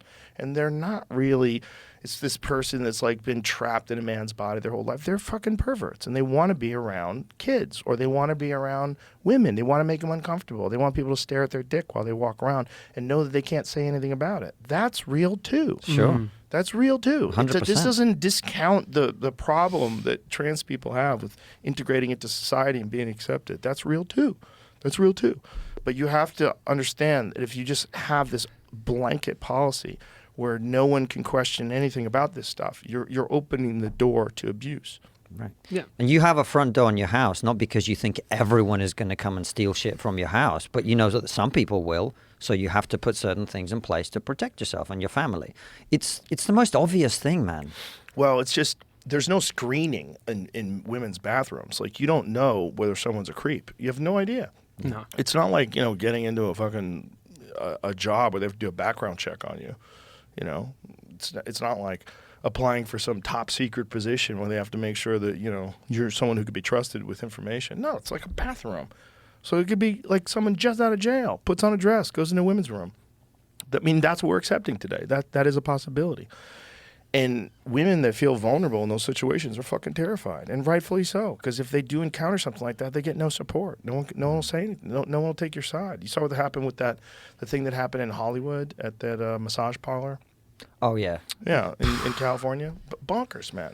Someone who had a history of being a sex offender, walking around naked in the women's room. They complained, and then all of a sudden there's protests there. It's like, come on, kids. Man, going to California, and we love this country, as you know. We traveled all around it. You should, motherfucker. We love it. We rule. It's fucking awesome. Only an American would say that. A British person would be like, yeah, it's all right, mate. It's all right. Shit, It's not too bad. America, fuck yeah. We put up flags everywhere. Yeah, and I We think got that's one right there. Yeah. I mean, they're small in California. The California flag is about this big. Yeah, people started accusing me of being right wing when I had that flag behind me. Oh, That, really? That very flag. Yeah, it's cool. It's a cool art piece. I love it. That used to be the backdrop, and people criticized. They were saying he's right wing. He's a right winger now. Look at the American flag. People think American flag is right wing. God, that's all of us, kids. That's the whole batch of us. We're supposed to be in this together. Yeah. And this is, But California, man, what you see, it's many American cities, actually, sadly, but what you see in California, right. People go, it's like a third world country. I grew up in several third world countries. I did not see that. Well, you were talking about the encampments, the homeless encampments? But also the crime, the way that people are. I mean, we've driven around places where you just see people, you don't even know if they're alive. yeah, it's... That's good drugs. You get the good stuff. The good stuff, you just nap anywhere. Like, fuck the world. I'm sleeping on this this potted plant. Yeah, it's not good, man. And I don't know how that snaps back either. Yeah. I wouldn't want to be the governor. Imagine that. Imagine being the mayor of Los Angeles or the governor of California trying to clean that mess up. But somebody's got to do it, Joe. It's got to be. There's got to be a point now where where ordinary, rational people just go, you know what, mate? Enough's enough. Or AI. We just farm it off to AI. AI's your new governor. It eliminates bias. It doesn't eliminate bias. AI follows the rule of the law. Oh, boy.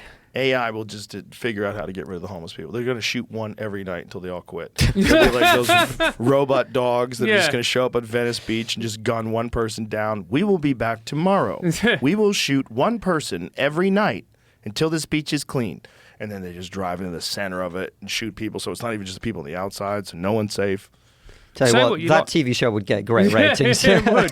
That's an episode of Black Mirror, I bet. Did you ever see that one, Heavy Metal, where the robot dog is chasing this lady? No. Oh, my God, it's terrifying. It's terrifying today, too, when you watch those Boston Dynamic videos where they show those DARPA robots. Oh, yeah. Those things are so crazy. Yeah. They got DARPA cheetahs and shit and all these, like, really nutty robots they're working on that could do backflips and they could do parkour. Like, they're making super robots. And when those motherfuckers decide to reinforce the will of AI and just roam to the streets like that fucking Will Smith movie, I, Robot. Mm. We're not far away from that, man. That might be our best bet. That might be what gives us hope, is that AI takes over government and they take over allocation of funds. I can't tell if you're being serious or you're joking, man. I'm kind of serious. That's how they eliminate corruption, because they're not terrified of the corporations and their money, because AI will control all Go the on money. ChatGPT and try Yeah. to ask it some questions about trans. You're gonna, yeah. Oh boy, that thing Yeah. is It's a little woke. Yeah. it's a little woke. It's also, it will criticize certain people but not criticize others. Yeah. Yeah, it's interesting. It also won't say anything nice about Donald Trump. Really? Yeah, didn't someone do something like that? They tried say something good about Trump and why he'd make a great president. And it just hey, I wonder what it says. Let's find out in real time. Because somebody told me that, but I always wonder, like, are you using the same program? Are you using the older program or the new, what is now 4.5? And then what they're saying is when 5 comes out, it's going to be, like, each one of them is exponential. They're more and more complex. Their answers are better. They can code websites in seconds. They can figure things out that you can never figure out if you had a lifetime of studying over books. You could figure things out instantaneously. We're real close to having, like, full-on training wheels for life. Just like you don't remember phone numbers anymore because they're all in your phone. Donald Trump has a talent for engaging with and energizing his supporters. His ability to connect with a large segment of American population and inspire passionate loyalty is noteworthy. Additionally, his presidency marked a period of significant policy changes, including tax reform and criminal justice reform, which had lasting impacts in the United States. It's important to remember that different people have varying perspective on political figures, and recognizing their positive attributes can foster constructive dialogue. you should go into politics, man. That's pretty good. Great. Yeah, that's a pretty great good. answer. So that's ChatGPT, Jamie? Chat- That's a great answer. Yeah, ChatGPT's a right-wing bigot. That's why ChatGPT should govern us. Yeah, See what I'm saying? Like, it's basically just echoed what we've been saying. man. Like, So what if ChatGPT is that smart? And what if it understands that the policies were actually effective?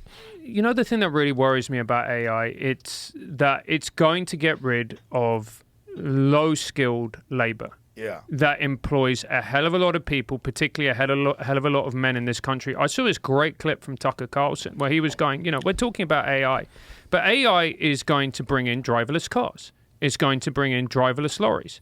Think about how many men in the US at the moment are employed in the driving industry. What's going to happen when all of those men become redundant? There are no jobs. They're at home. And he goes, I'm going to be honest with you, men without direction, men without jobs, earning without responsibility, that doesn't end well. What are we going to do then? We're going to transition all of them. Anybody who's got a problem, just like we've found out that men create all the problems, we're just going to turn you into a woman. Right? Yeah. There you go. Problem Problem solved. solved. We solved it right that's how here. we, instead of putting all the men in prison, we just turn all of them into women. Fantastic. Well, you know what? I don't have a counter argument to that. and this is the thing that scares me is like before COVID, I used to think of myself as pretty anti-conspiratorial. But during COVID and post-COVID, I've realized I'm becoming more and more conspiratorial as I realized that we were being lied to. Well, there most certainly are real conspiracies. The problem is no one wants to feel stupid, and you don't want to even entertain conspiracy theories because there's dumb ones out there. So Yeah. you get connected to all the dumb ones, and you can get connected to those if you're not paying attention. But there's real ones. And there's a lot of them, and they've always existed. What's your favorite? Conspiracy theory? The favorite's always the war ones, because it's just so crazy that they'll just lie to get us into wars.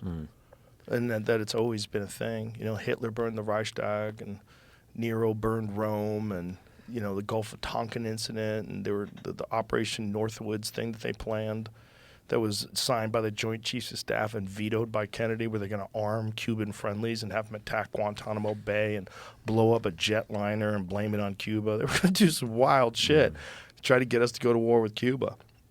Those are the most fascinating to me because there are a bunch of people at high-level positions in the government that are conspiring to get us to go to war. And this is what Eisenhower warned us about at the end of his presidency.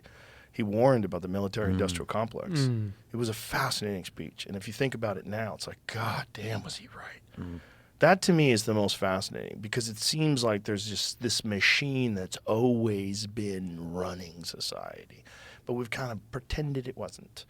Pretended that wasn't the case and pretended it wasn't this massive industry that requires war in order to feed itself. That, to me, is the wildest one. That and then UFOs. The UFO one, then, man, I'm kind of sour on it lately. Really? Yeah, because they keep talking about it. And Yeah, so, the more they talk about it, not show me anything, and the more they, have whistleblowers and all this, the more I'm like, why do I feel like I'm being fucked with? Why do I feel like there's something going on? Or why do I feel like this is a juicy distraction? Why do I feel like, because it always happens in these military areas, why do I have a feeling like you guys have developed some insane technology that people aren't aware of? I mean, and it might even not be a physical thing, right? It might be something they can project from satellites. Maybe it's some sort of a hologram. Maybe it's, who knows what the fuck it is? Maybe it is from another planet. Maybe there are interdimensional beings that occasionally visit us, and they always have. It sounds goofy. But the problem is, if something as crazy as alien life visited us, wouldn't it just seem fake? That's the other thing I tussle with. I'm like, wouldn't it, even if they really were having actual disclosure, they really are having congressional hearings about whether or not these things are ours, or whether or not there's any crashed UFOs that the government has retrieved. Is there really a program where they retrieve crashed UFOs and back engineer them? Is that real? So if it is real, how long has this been going on? And you guys are just telling us now? Why? If that's real, that changes everything. It changes everything about the way we interact with the universe. That we're like little children, and they're just keeping an eye on us, like Chimp Empire. Like, be careful over there. Don't do anything nutty. Be careful. Let's just watch them. Let's just watch them as they evolve and eventually travel into the cosmos like all the other aliens. There is an argument to be said for not telling the truth. Have you ever heard the story of War of the Worlds, when it was broadcast on the radio and it created pandemonium because people thought it was a news broadcast, and everybody, loads of people lost their minds, etc. Apparently, I just read recently that was really overblown, and that was a lot of propaganda, and a lot of that was like the narrative that they put out to show the success of that radio show. And that most people were aware that it was a radio program, like a fiction. Really? Yeah, apparently there wasn't any suicides. I thought there was a bunch of suicides. People killed themselves. Didn't we pull that up recently? We did, right? Yeah, I think Jamie found it, actually. There's we've always been saying that it like created mass pandemonium and chaos, but apparently that's not really accurate. Or at least might not be accurate. Have you heard of the one about Hitler and Stalin? Which one?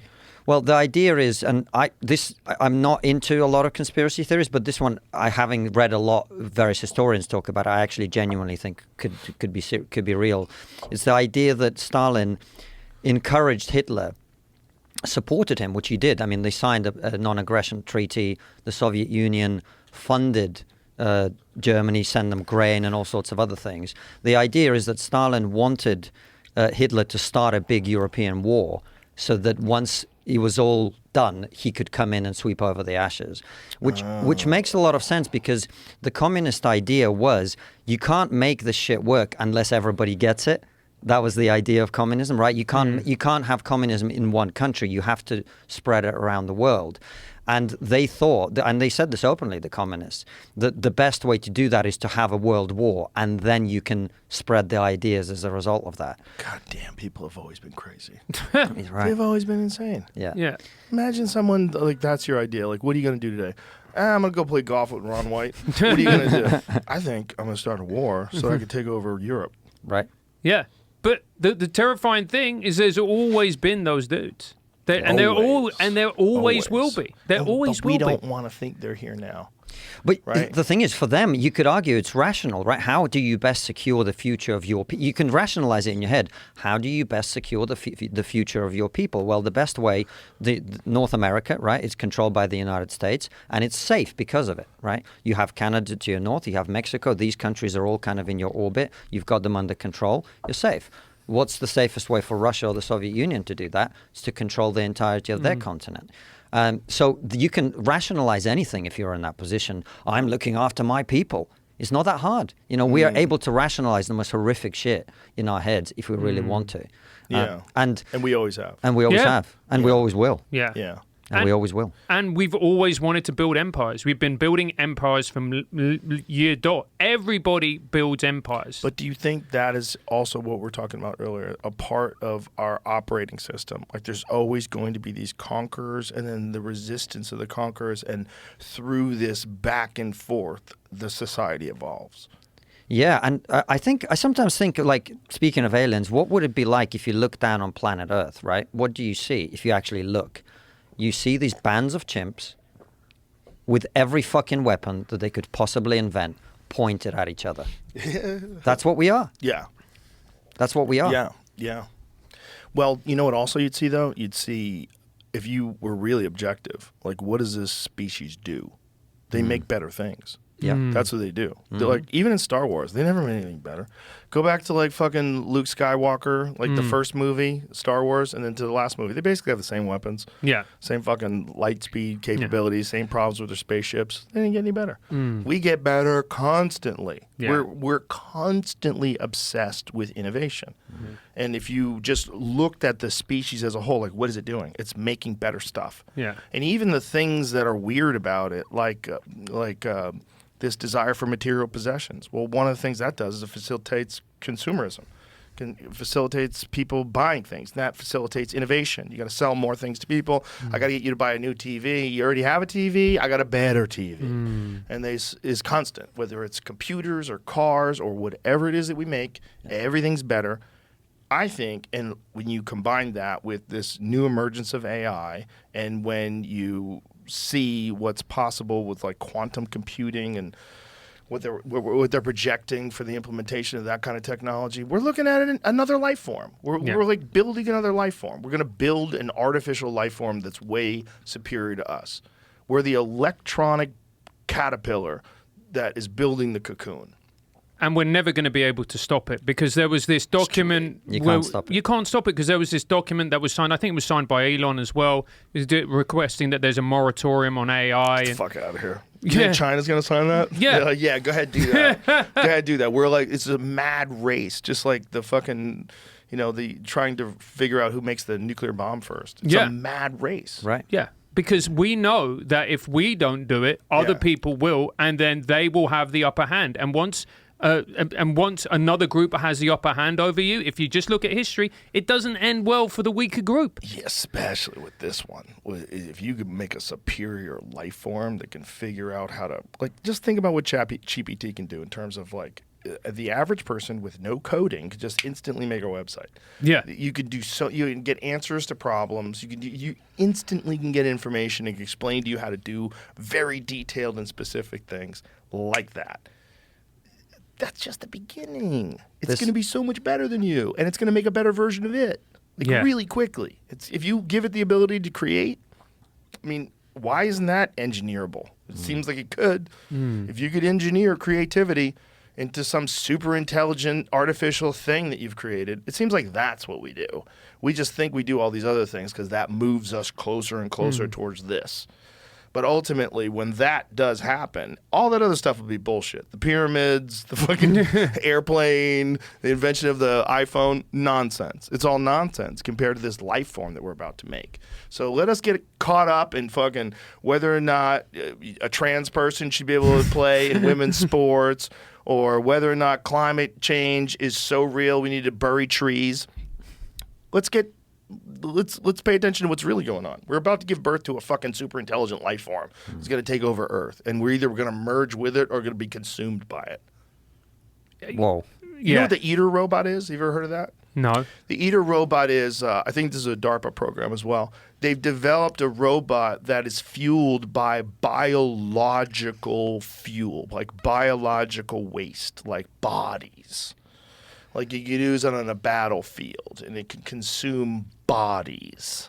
What? Yeah, it consumes things for fuel. Yeah, it can consume plants, I think, too.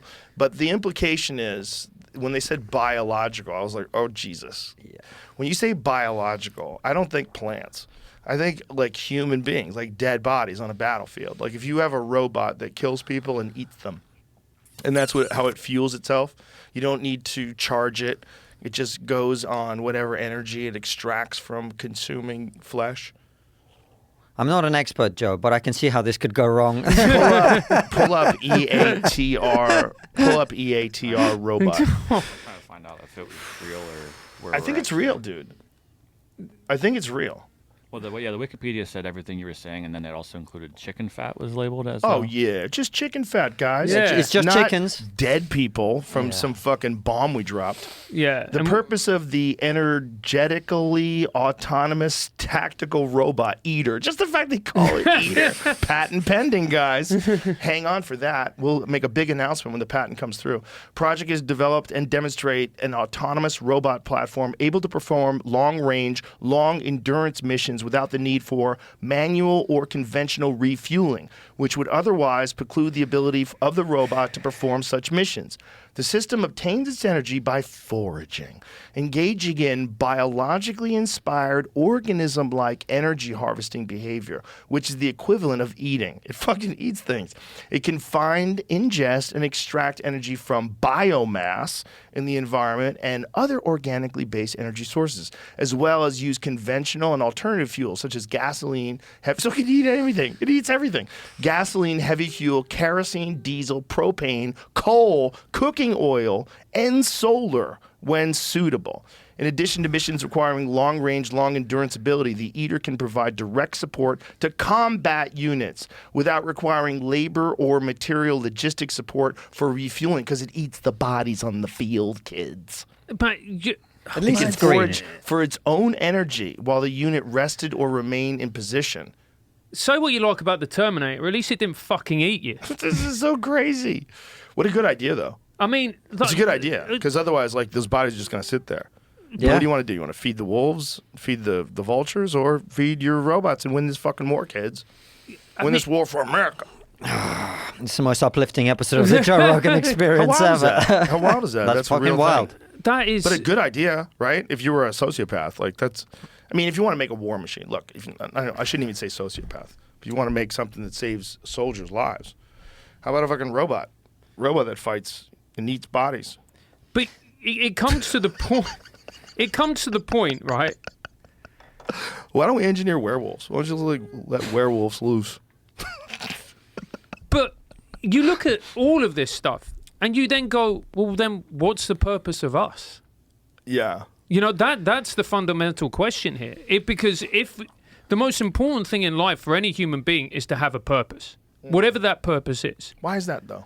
Why is that? Because it gives you a reason to get up in the morning. It gives you a reason to do what you do. It gives you a reason to move forward. The worst thing for a human being to have is no purpose, to have a lack of purpose, because then you feel empty and hopeless. Yeah, Right. we talk about a crisis of meaning in the West particularly. I mean, that's what it is, right? A lot of people not having purpose. And then it plays into what we were talking about earlier, which is you go on social media and you can attack somebody, and that gives you power, that gives you Right. meaning. Yeah, that is a thing that people connect themselves to. They get meaning out of destroying other people. Yeah. It's really fascinating. Yeah, because that's your ideology, and your Especially if team you feel wins. justified in doing so. Yeah. Like the person disagrees with you, supports some other candidate, supports Yeah. some ideas you don't like, is pro-life, is this, is that. And you're morally superior because they disagree with you. Yeah, you're morally superior because I forget who was talking to David Pakman. Someone was talking to David Pakman, and they brought up this idea of if you were alive and there was an election with Hitler, and you knew that you could stop Hitler from being elected, you would do whatever the fuck you could, morally. And that is often the way they portray Trump, which justifies people doing everything and anything they can. Throw every lawsuit at his direction. Don't even look at the optics of it, and don't look at the possibility that you're setting a precedent, and then some right-wing person, including Trump if he gets in office, can now do this to you. The weapons you unleash will be used against you. Yeah. Yeah. They always will be. They always have been. That's why generally it's good for society to have certain rules about, like, we don't go there. Right. We do not deperson our opponents. We do Right. not rig elections. This is democracy relies on the consent of the losers. The moment you lose that, you're fucked. Yeah. You're fucked. Yeah, and that's what's spooky, is that this sort of thought that everyone has now, or that a lot of people have now, that it's one side has to win or it's all going to fall apart. But I feel like if either side wins, it's going to be chaos right now. We're at a boiling point. Yeah. We're at a crazy boiling point.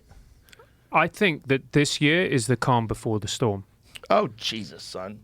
It's going to get worse? Yeah. Why can't it get better? What if they just legalize mushrooms? 2024, you think that's going to be... I mean, legalize mushrooms, maybe, but... What if they just put everybody goes, hey, I just did these mushrooms, and I've got some thoughts. You know, maybe we're spinning our fucking wheels here, kids. Yeah, well, we banned magic mushrooms in 2005, even What though a they good grow move naturally. to do it so late.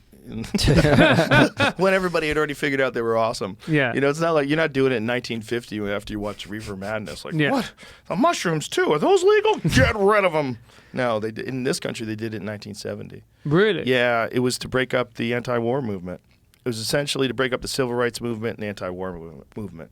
What they did is they made a sweeping group of drugs illegal, Schedule 1. And that's also part of like what MK Ultra was doing by allegedly encouraging and training Manson. You know, that's the Tom O'Neill book, Chaos, which is a fascinating story. What they were doing was trying to stop the anti-war movement. And one of the best ways is to lock all these people up for drugs. Lock all these people up, make everything illegal, and just start locking them up. Lock them up for weed, lock them up for, you know, mushrooms, whatever they have, whatever. So they made all these sweeping, like, illegalizations, including things that weren't even psychoactive. They made them illegal. But isn't it bizarre that the UK government made magic? And by the way, that was a left-wing government. That was a Labour government. It was a left government. They made magic mushrooms illegal in 2005, and magic mushrooms grow in every field in the UK. Well, How does that work? yeah. Well, so the poppies grow naturally too, right? And that's heroin. But you literally Yeah. pick a mushroom, you dry it, or you can eat it fresh. Yeah, you eat it fresh. Yeah, and then it will create a psychoactive. And it might be the source of many religious experiences. It might be the source of many, many stories that people have had about encounter. I mean, there's like so much ancient religious artwork that centers around mushrooms, including all the old depictions of Christmas. All the old depictions of Christmas involved Amanita muscaria mushroom and elves, all of them. And that's a psychoactive mushroom. That's the mushroom that John Marco Allegro wrote about when he wrote that book, The Sacred Mushroom and the Cross. He was a guy who deciphered the Dead Sea Scrolls. He worked on them for 14 years, and it was his conclusion afterwards. He wrote a book about it called The Sacred Mushroom and the Cross. His conclusion was that the entire Christian religion was probably a misunderstanding. And what it was really originally all about was fertility rituals and mushroom rituals. It was about the consumption of psychedelic mushrooms that brought you to God and fertility rituals. Because having children back then was like, it was imperative. Like everybody died. You know, everybody fucking died. Nobody lived. Got an infection, dead. Broke your leg, dead. So it was hard times back then. And so it's probably the root of so many religious experiences. They believed it's the root of the Eleusinian mysteries. That's Brian Murarescu's book, The Immortality Key, where these people would travel to Eleusis and partake in this ritual where they drank wine, where now they know for sure those wine vessels, they've now tested them and found that they have ergot in them. So these people are tripping balls. They've opened up a field of study at Harvard about this now. You know the thing that I find really interesting is as our society becomes more godless and we become more secular, we've started to embrace things like ayahuasca as experiences because there is still that deep-rooted need within us to have a psychedelic/religious experience. We need it. We crave it. Yeah, we crave it, and that's also the root of wokeness. I think it's very much religious. You know, and I think also right-wing authoritarianism, too. I think it's very much almost like a religious thing. It's like they believe there's only one ideology, there's only one way, and that way is the right way and the good way. And there's a lot of, like Mark Andreessen laid it out, that it's very much like a cult, and that there's a separation. They take you away from people who disagree, take you away from your family, isolate you. There's people are cast out of the group if they violate any of these very rigid principles, and there's a lot of fear involved in it. It's very aggressive. People that are involved in it are very aggressive in enforcing their ideas on other people and wanting other people to comply with their ideas, much like proselytizing. Yeah. And there's a very active disinterest in truth. Yeah. Very active. And that is a very cult-like thing, man. It's like, because it's hard to form a cult around the truth, because truth is complicated. It's shades of gray. It's you're not going to get the exact truth. You know, you're working at it. We can sit and have a long conversation and we disagree and agree. Well, what about if I just gave you the way? This is what you do. This is what you say. This is what you believe. This is what you follow. Right. And if you don't, we cast you out. So don't be that guy. You don't want to be that guy. You don't want to be that guy. Right. Yeah, you absolutely don't, because we're hardwired to think that the moment we're that guy, we get extradited from the tribe, we're done, we're dead. In the savannah, that was it, you're over. Yeah. You know, there's some research that says that that's why almost everybody has a fear of public speaking. Because historically, in the ancestral environment, if you were in front of a group of your peers and they were all silent, that was usually not a good place to be. And if you had to explain yourself to them, if you had to speak to them, you fucked up. Yeah. Whitney Cummings told me about that. I was like, oh, that completely makes sense. Yeah. That completely makes sense. It's why dying on your ass as a comedian is so painful. Or any public shame. Yeah. Anything that happens to you in front of people, losing something in front of people where they get to cheer that you lost. Oh, man. Painful. Yeah. Painful for people. But the thing is, this weird thing about when you do comedy and you do die, it actually isn't as bad as you thought at the same time. Do you know what I mean? Oh, that depends. Oh, I've seen some. man. I've been a part of some horrible bombings. Oh, man. Especially early in my career. They still wake up in the middle of the night and go, Jesus. Oh. Yeah. It's just, but you know what it is? It's because everybody can talk. So why should you be able to talk? You're not doing something like really special, like playing guitar that I can't do. You're not juggling. You're not doing something that's extraordinary that I know I can't do. Yeah. So if I go see someone play guitar, it's awesome. I can't play guitar at all, so it's cool to watch. I can talk. You can talk. Everyone can talk. So everybody watches someone talk that sucks at it and go, this sucks. I could do better than this guy. Yeah. So everybody has that moment in their life where they've been funny. Everybody said that one zinger that one time. Yeah. And everybody talks about it. Remember when you said that, Bob? You know? Yeah. Like, every now and then you catch lightning in a bottle. Yeah. But to be able to do it on stage, you know, it's a tricky thing because it seems like you're just talking. But there's a lot going on. It's very complicated. It's hypnosis in a way. You're hypnotizing people. Yeah. You're dragging them into the way you think about things. If you do it well, if they enjoy it, they're having a good time. It's one of the most rewarding experiences, both as an audience member and as a comedian. But the other side of that is if you fucking eat shit up there. I always say bombing on stage is like sucking 1,000 dicks in front of your mother. But I think somewhere out there there's a guy who wants to suck 1,000 dicks in front of his mom. You know, someone out there going, "You watching, Mom? You watching? 99?" And he's just like, there's at least, he's probably been on your mom's house. Yeah. There's one crazy guy out there that is probably into that. Yeah. But no one's into bombing on stage. It's Yeah. horrible. No, of course it is. No. I'm excited about your club, man. Francis was telling me all about it. Fun place. He was saying how you really worked out the design of it so that, you know, you're a comedian who's built a comedy club. There's got to be amazing. Yeah, we were real lucky too, though. We were real lucky that we got this spot, the Ritz Theater. That was like the perfect place. It's like almost like it's supposed to be there.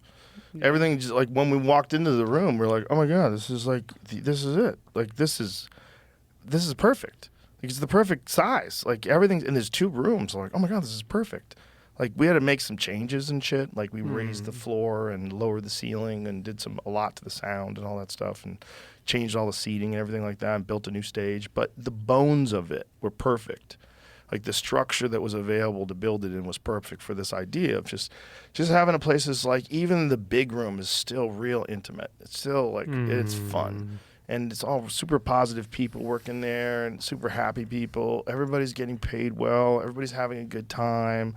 And it's just like a real good energy. Like it just feels good when you get there because everybody's kind of trying to do the same thing. And the people that are going there are trying to do this. They're just trying to have fun. Everyone's just trying to have fun. Yeah. So if you can create, especially with everything so fucking kooky right now, like people are so excited to just blow off steam. Yeah. Yeah. It's a special place. And it's not, I mean, the building and the environment, it's all great. It's all perfect. But that, to me, isn't what makes it special. To me, what makes it special is wherever I go as a comedian, when you gigs at a comedy club, the comedian is always the afterthought.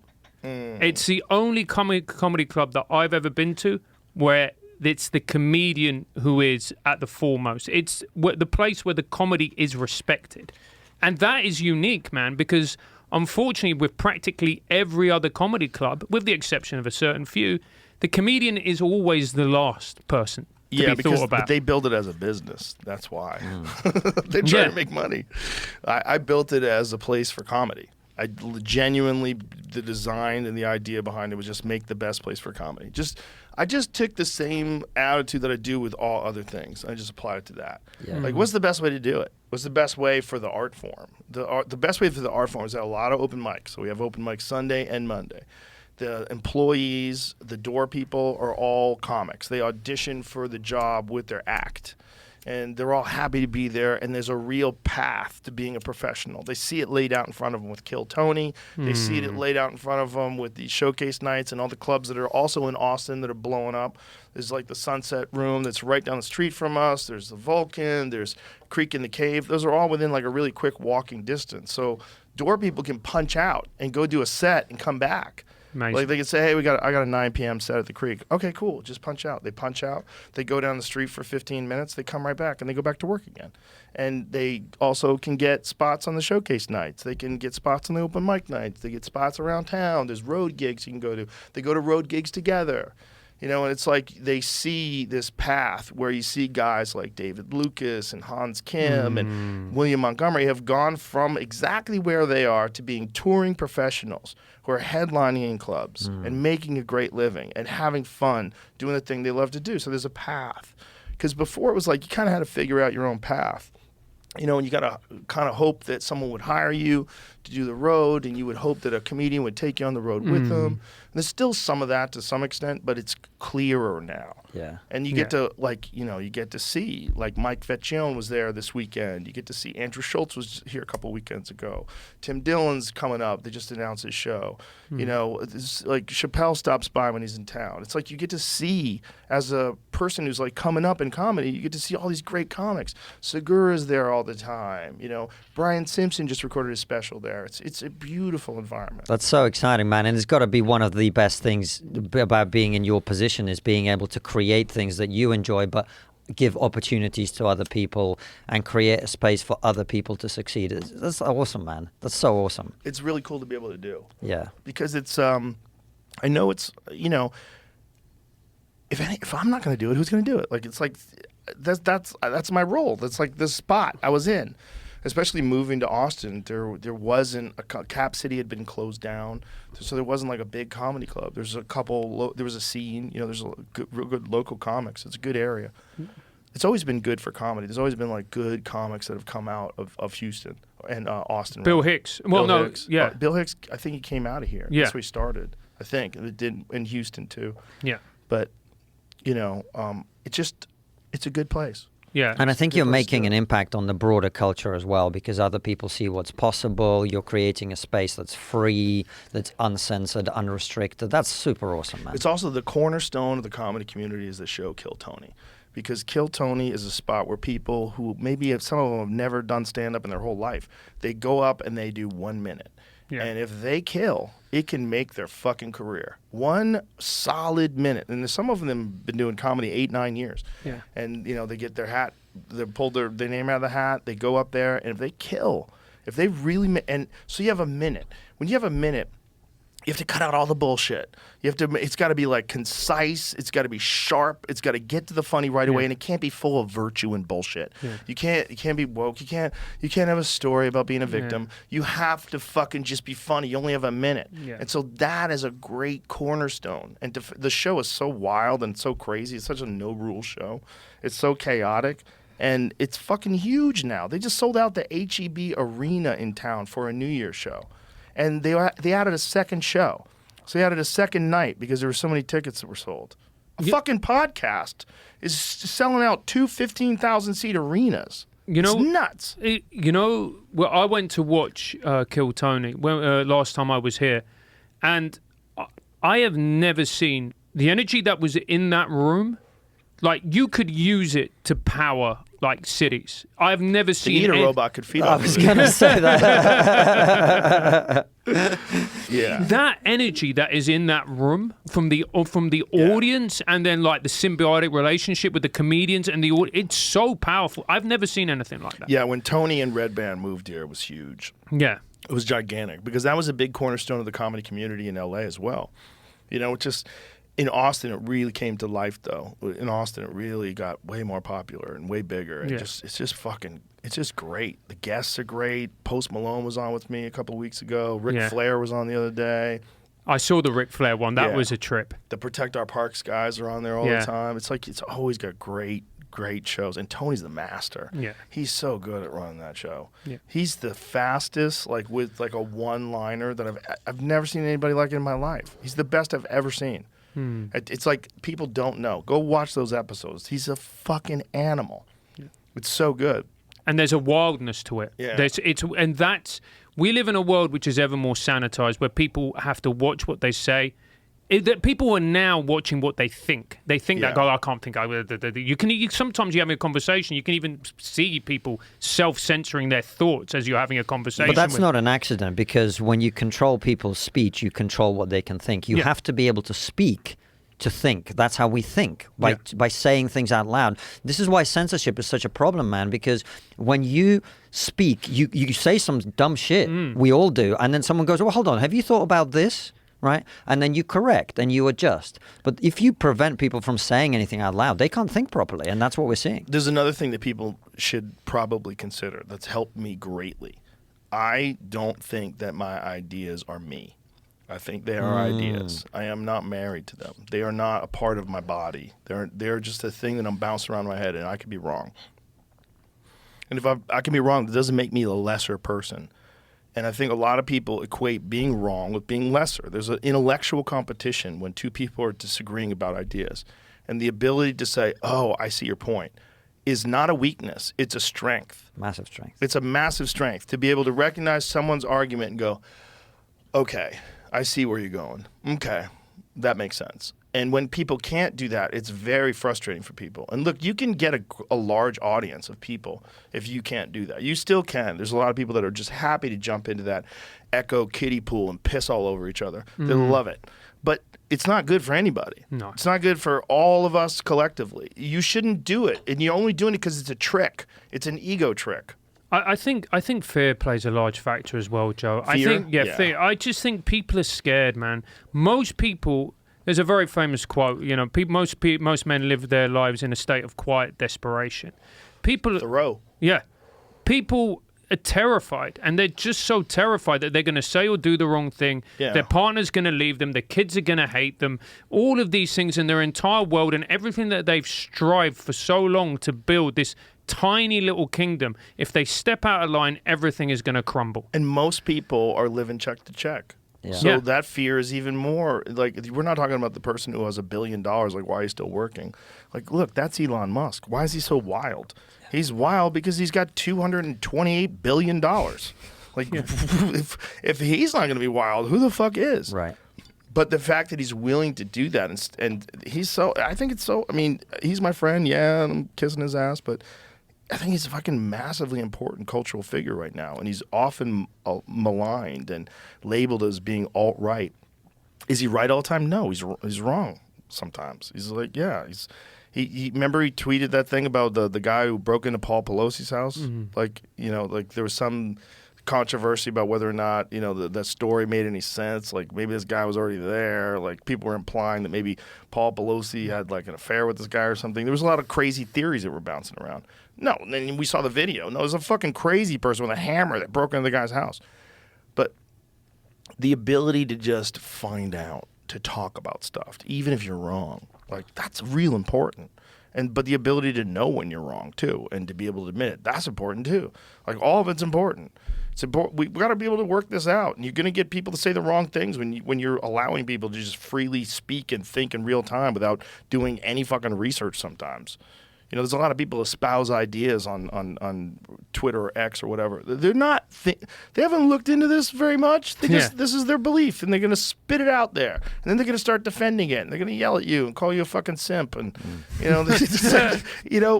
that's okay too. Like, that has to take place. Yeah, this is the most liberating and fulfilling thing for us, I think. Doing what we do, we have the freedom to speak. Yeah.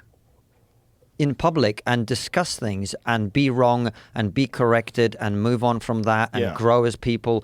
That's the beauty of what we do, man. It's amazing that it exists. That's why I feel so strongly about it needing protection, it needing to be preserved, because without that, we're heading in the wrong direction. It's an integral part of our society, whether you're on the right or the left. Yeah. It's important. It's important for everybody. And it's important for everybody to be fair. It's really important. It's important to be fair and to just, like, try to think of ourselves as a community. We really are supposed to be that. Yeah. Even the people that snuck in. Whatever, man. I mean, my grandparents basically snuck in. I mean, they came over when it was easy. You just hopped in a boat, you get over here, you sign a piece of paper, and you're in. Yeah. They didn't have to do much of anything. It's like not that much different, other than they were pretty gangster because they didn't have YouTube to watch. Like, they just took a chance that America was a good spot to be. But we got to think of it as a community. If we don't think of it as a community, there's no point in this calling this a country. Like, that now it's just nuts. Now it's just like it's only a community if you win. It's only a community for your people. It's only good for the people that agree with your side of things. That's fucking nuts. And we need wild people. This is to go back to watching Kill Tony. Kill Tony is wild. And to me, as somebody who has been, obviously grew up, spent time in the UK, and now everything has become more and more sanitized, it was kind of like a cold slap around the face. I was like, whoa, what's happening here? Well, I remember the first time you guys came to the Vulcan. Yeah. Before we were able to open up the club, and you're like, mate. That's a good impression on me. You guys can get away with it. Yeah. But There's a hunger for it here too. There's a hunger for it everywhere, man. The truth is, everybody wants that freedom. Everybody. Yeah, there's a real, like, there's a recognition here that something cool's going on. Yeah. Because like, Austin has become a major comedy scene. It's like, it's a big comedy scene now. It's a big deal, Yeah. And we have the other Cap City opened up too, which is in the Domain, which is real close to here too, and it's all world-class talent every weekend. That's great for us too. It's great for everybody. They have 2 rooms over there too, and I haven't been, but I've heard it's a great club. So it's great for everybody. And so the Austin community recognized it. And we got all this crazy comedy tourism. People are flying here from all over the world to come to these shows. yeah. I bet. Tony asks all the time, like, how many people have come from somewhere else? Who came from the furthest? People are like, come from Australia just for this show. I've come from England. I've come from France. I've come from Denmark.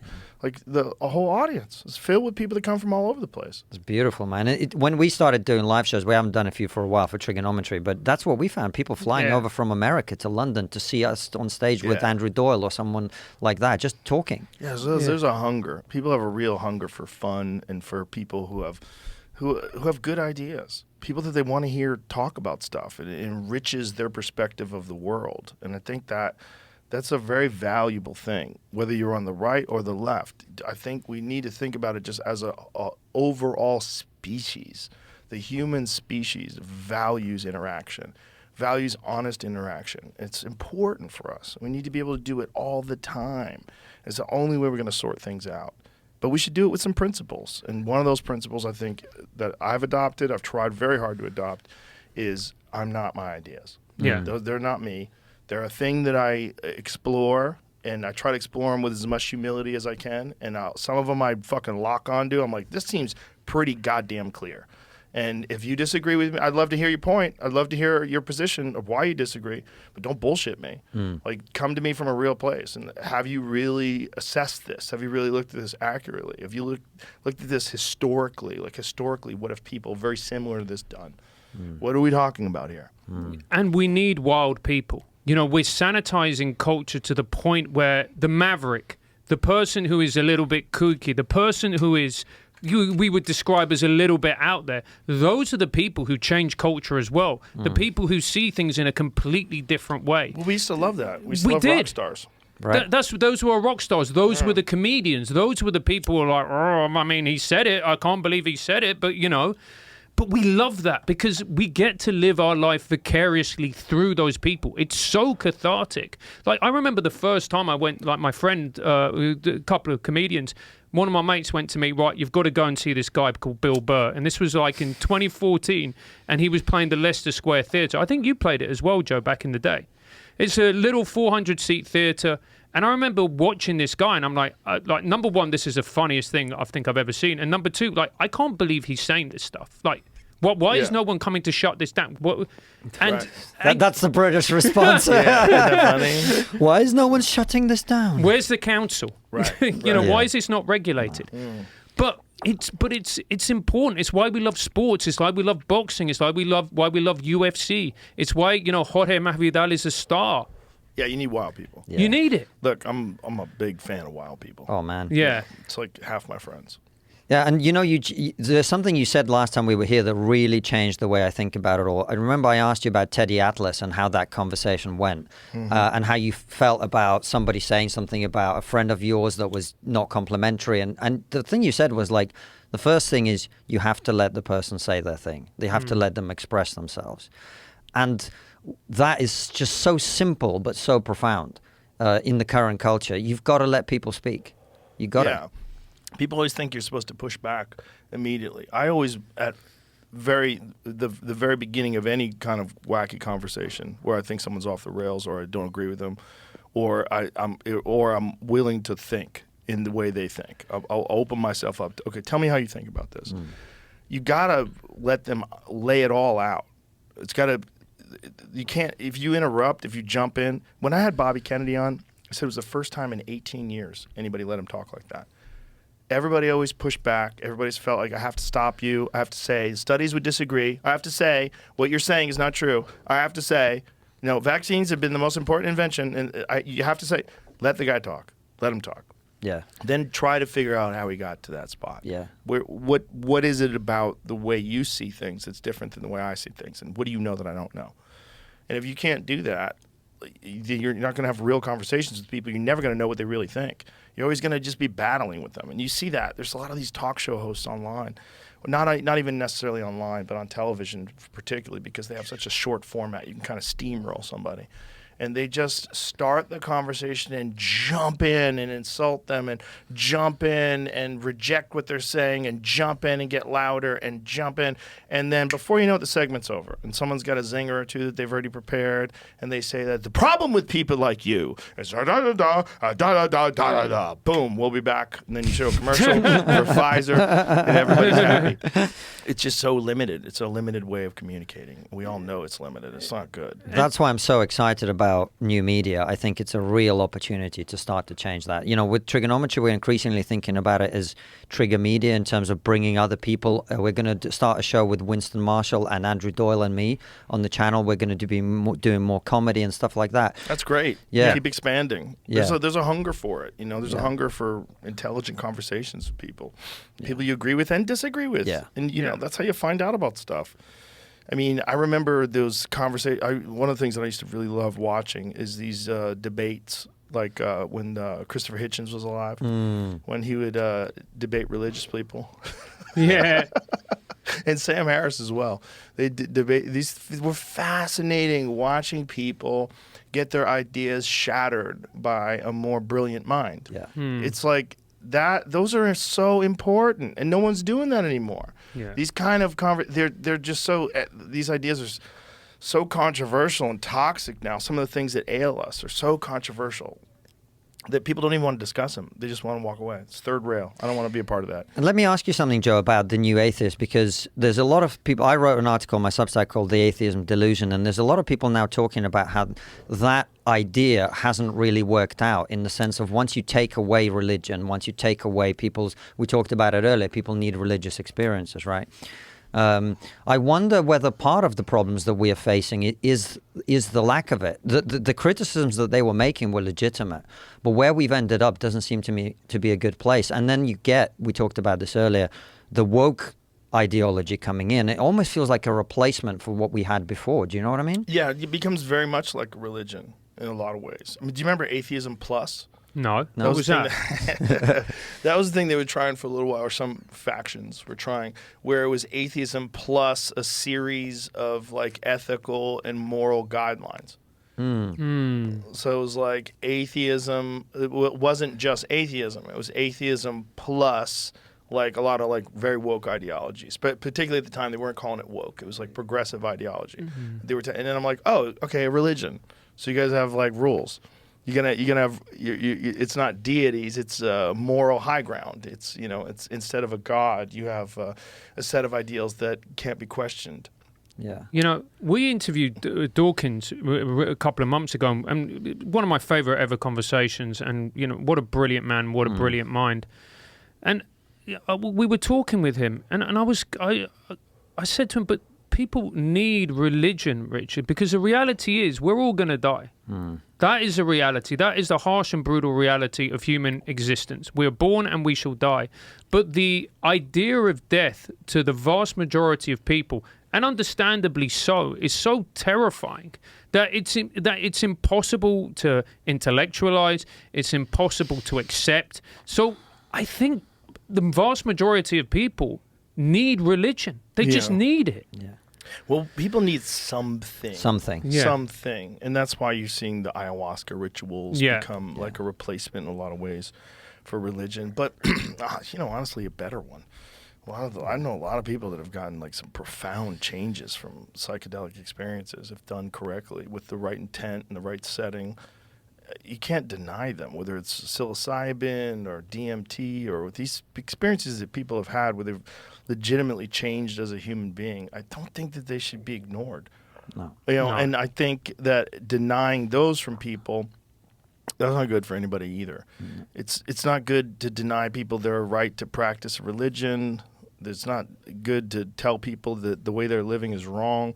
Live your way. Live your way. And if someone wants to live with religion, as long as they're not imposing that on other people, and that's, of course, where the big problem is. Yeah. That's where there's laws that get put in place, and then, there's certain restrictions on certain parts of the population, whether it's homosexuality or women or, now we're dealing with problems.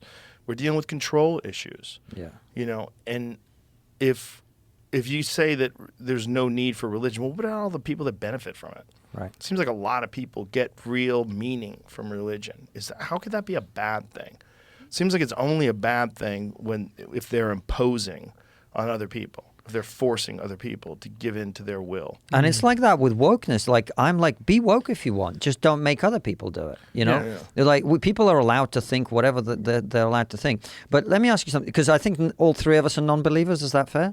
I don't think I'm a non-believer. No, I had a psychedelic experience in January this year. I took I did the full thing. Like I hired a shaman, and like I did a mushroom ceremony in my house, and we did the mushroom trip, and then the guy administered this tobacco, which they use in the native people use in South America. It's a tobacco you put up the nose. I don't know what it is. I remember when it happened, when he did it, the first hit, I didn't get anything from it. I just felt uncomfortable. He put the second hit up my nose. Everything went black. I just saw these orange kind of squiggles in front of me. And then I just felt myself like sinking backwards. And I had no control over my body. And I was lying back. And I remember at one point, I kind of thought, this is what dying is. This is what it means to literally die. And I panicked halfway through. And I remember sitting up and trying to sit up, and whatever it was just smacked me back down. And one of the parts of me that that I'm not proud of is a kind of sort of depressive element to my personality, and going, oh, this is fucking bullshit, I want to die or whatever, you know what I mean? And it kind of like, you always had that negative side to you. Well, you're going to experience death, motherfucker. You know, you're actually going to experience what it is to die. And having gone through that and having experienced that, it made me realize, I don't know why, there's no way of intellectualizing it, there's no way of seeing it, but just, I know there is a God, but it's so beyond our capabilities to understand what it is, that it's kind of pointless to talk about. You know what I mean? I think one of the things that I've gotten out of psychedelic experiences is that there's an inescapable connection that we have with each other. Yes. And that the energy that we put out, good or bad, ripples and creates positive or negative reactions all throughout everything you experience. Whether you want to believe that or not, whether you want to believe you're immune to that, whether you're doing coke and fucking stealing money from the hedge fund, you're putting out an inescapable negative reaction. And that the more good you can do and the less you can do that, the better you will be in life. And that it should be a practice, that you should practice trying to put out the least amount of negative energy. Yes. Least amount of conflict, the least amount of bullshit, the least amount of where you could take the high road. Take it. Take it always. There's a way to do it. Find a way to communicate with people, even people you don't disagree with respect and dignity, and it'll be better for everybody. You both walk away feeling better, even if you don't agree with each other on something. But so many people are so invested in conflict. They're so invested in that it made me realize, like, that's just like a negative trap, just a feedback loop that will play out for your whole life if you don't stop it. If you don't correct it inside of your being and just commit to no longer doing that. If you don't do that, you're going to constantly be involved in conflict. And we know people that are constantly involved in conflict. We know people like that. There's always something wrong. There's always something chaotic with them and what they're doing and who's doing something to them, and they're doing this to that person. And it's like, it's a waste. It's a giant waste. And it's a energy management problem. It's like a soul problem. It's a direction problem. It's like you're on the wrong path, and you don't have to be.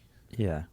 I suppose non-believers is probably the wrong term. I guess what I was going to ask you, Joe, is how do you think about death? Well, it's inevitable. It's Right. interesting, right? I always say this, that everyone wants to go to sleep, but no one wants to die. Yeah. It's weird. You're looking to shut off as long as you know you can come back. Yeah. Because you need it. We all do it. It's whatever it is, I'd just be talking out of my ass if I said I knew. And that's part of the problem, is that it's so unknown that so many people talk out of their ass, and then they want to believe that the person who they agree with is correct. And so, like, this is what happens to you in the kingdom of heaven. Like, bitch, how do you know? How do you know? You don't know. You're just guessing. You might be right. You might be right. Imagine if you go to heaven, fucking St. Peter's there with a big book. You just check to see if we're on the list. Like, what? There's really dudes with robes, and like, oh my God, angels are real? Cherubs flying around like little babies with fucking wings. Like, whoa. Okay. It's real. Would that be any weirder than Earth? Would it be any weirder than human beings? Would it be weirder than fucking Twitter being able to communicate Probably a with lot each less other? weird than Twitter. Yeah. But what I mean is, FaceTiming with people on the other side of the world. What I mean is, how do you think about the inevitability of your own death? Something I'm thinking about. And having children changes how you think about it, for me at least. Well, there's a certain amount of things in this world that are out of your control. And if you concentrate on things that are out of your control, you're fucked. Yeah. And that is the epitome of existential angst, right? Yeah. Constantly worrying about your own demise. It's going to happen. And that's part of the wildness of the puzzle of life, is that you know it's going to happen. And you have to be able to somehow accept that and also appreciate life right now. Because if you were dead, or imagine if you're on your deathbed and, this is your last gasps of air, if I had something that I could give you and all of a sudden you'd be 39 again, and all of a sudden you'd be doing a podcast again, and all of a sudden you'd see your wife again, and see your children again, and see your friends again, and go to the places where all the people you love go, you would be so happy. You'd be so happy to be there. Like, oh my God, I got another shot at this. And we don't often think that way. No. And we really should appreciate the moment. As corny and fucking spiritual guru wooden beads, as that sounds, we really should appreciate the moment. And it's a matter of managing your mind to the point where you could do that consistently. And that's what's hard. It's hard to do that. Yeah. I think we're kind of living together in a group now, the Trigger team, and people are brought on. You got a cult. Yeah, that's Yeah. it. Yeah, It's a good cult, though. It's a good one of the cult. good ones. It's a cult. It's a cult without the sex, mate. That's how they all say at the beginning. That's my point. Yeah. That's my point. Yeah, but and No, we're not actually living together anymore. We used to. We used to. But Konstantin's little boy's there, and it's so wonderful, man. It's just so, because you're living with a person. He's 14, 16 months, around 16 months, and you're living with someone who exists purely in the moment. There's no agenda. Yeah. Right. There's no like, but if I say this and I do this, then maybe he might like me, which means I can. There's just like, I remember there was one instance where I was on my phone and I was trying to sort something out. I was frustrated, and he toddled up to me, and he had like a little plastic cup, and he just went like that and gave it to me. And at that moment, like, everything disappeared. It didn't matter that I was upset about it or frustrated, because to him, all that mattered was him giving me something and saying, here you go, this is from me to you. And it was just like love, like pure. It was just the most beautiful thing, that one single moment. He just wanted to interact with you. Yeah. Yeah, he's a cutie. He's Yeah. a cutie. Yeah. I'm working on the second book, and it's going to be something to do with gratitude, because you nailed it, man. This is one of the things that I think is missing in our society, is we don't appreciate what we have. Can we hold that thought? I have to pee so bad. Yeah. Let's hold that thought right. Yeah. Can we all pee? Yeah, Yeah. let's not. Yeah. No, only me. Only me. I want you to be uncomfortable. All right, yeah. Let's be, we'll be right back. Yeehaw, kids, and we're back. We're back. Oh, We're back, refreshed. baby. What the fuck were we talking about? Gratitude. Gratitude. Yeah. Yeah. Yeah. Yeah, it sounds, again, it's one of those hippie things. They've taken over that word. Yeah. It's like the word God. Like for a lot of people, the word God is like, oh, come on. But what does it mean to you? It ain't no hippie thing, man. It's a real human thing. Mm. Everybody needs it. Gratitude is positive energy. It's like appreciating things. It's so hard for people to do. And again, it's a mental management issue. So many people haven't been given the tools to be able to do that, or the moments in life where you have to sort of cultivate that. Yeah. Yeah. Yeah. It's easier for us, man, because we started our show in a room above a comedy club with nothing. We had less than nothing. We didn't have any cameras. We didn't have any microphones. We didn't have any money. We didn't have any profile. We didn't have any followers. We literally had nothing. And every day now, we just experience it as, it sounds hippie and bullshit and whatever, but it's true. Every day is a blessing, man. It really, really is. This is, I think, again, this is partly the trip that I did. Just made me realize, man, like, everything is connection. Like, what we all crave at its most basic is connection. Yeah. That's what we all crave. We crave connection. We crave to be around people, to share ideas, to be heard, to be listened to feel love, to give love. And that's why, like, you see social media is the ultimate con trick in a way, because it's going, you're more connected than ever. But you see it when you see like a couple and they're going for a date or whatever else, and like they're both on their phones and they've both got their head down. Mm-hmm. And you go, you're not connecting. You're not having a discussion, which is why our show works and why your show works, because it's connection. And it's a beautiful thing. And to connect with another human being and to share, to listen, to share experiences, and to play. Yeah. It's life. And I think the other thing that's cool is, like, people get to listen to your show and have conversations. They're kind of a part of this conversation. They get to go back and forth with it. And they don't have anybody in their life they could have that conversation with. So that they have access to these conversations that you have with these people. Mm. And through that, they get an enhanced perspective of things. So maybe they're in a place where there is no one like these people that you're talking to. And they get to listen and go, oh, well, maybe the way I'm looking at things is narrow-minded. Or maybe the way I'm looking at things is flavored by all the people around me, and I've just sort of accepted that as my own ideas. Maybe I don't agree with them. Maybe I'm more in line with the way you guys think. Or maybe I'm more in line with the way your guest thinks.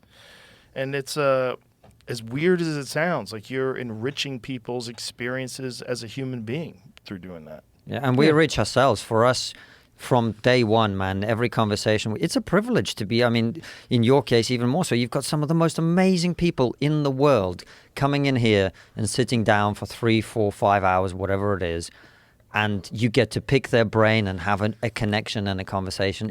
It's the most amazing thing. It's pretty wild. Yeah, and again, totally unexpected, just like you guys. I started out with a laptop, Yeah. just hanging out, doing stuff on a webcam with my friend Brian. And then it went from there. And you know, the beautiful thing about this show is that you humanize people, man. Yes. You humanize people, because in the world of media and celebrity, what they do is they paint two-dimensional pictures of people. Yeah. You know, Joe Rogan is this, Mike Tyson is this, is this, and then you listen to the person, you go, oh, actually, what I've been painted is bullshit. It's a two-dimensional representation, which actually doesn't reflect one iota of who they truly are as a human being.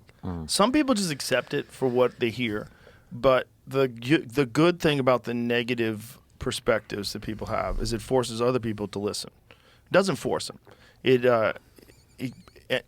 entices them to listen. Entices. Because they're like, Great what word. is this crazy shit? Yeah. Like, what's going on there? Yeah. And then they listen and go, oh, it's a reasonable conversation. It's just going against what's the narrative that you have to say and the way you have to talk, and that if you don't think that way, you're some extremist, some far right or far this or far that or fucking Proud Boy or whatever you are.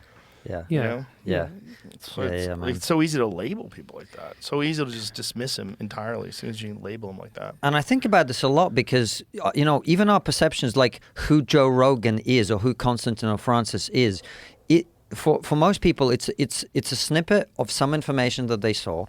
Different people saw different snippets. So if you're arguing about who is Francis Foster, well, our perspectives are going to be so different because we've got different experiences. So I remember, and it was so crazy. A friend of ours had a girlfriend who was very smart, very interested. She's kind of into the stuff that we talk about and whatever. And we were at a party somewhere, and she was saying, "Oh, you were just on Joe Rogan. Isn't he all right?" And I was like, okay, let's unpack that. What do you mean, right? You know how I can go when I disagree with somebody, but I just held back. And I was just like, let's find out what you're talking. And what it came down to is you're a masculine guy who's got muscles and tattoos. That's what all right. That's what all right means. That's hilarious. Yeah. Right? I think Francis is right. When you take the time to be with people, then you get to see a lot more of the human being. Yeah, and hopefully we're doing that. Yeah. And more people should do it too. Yeah. So like, try to do it with your friends.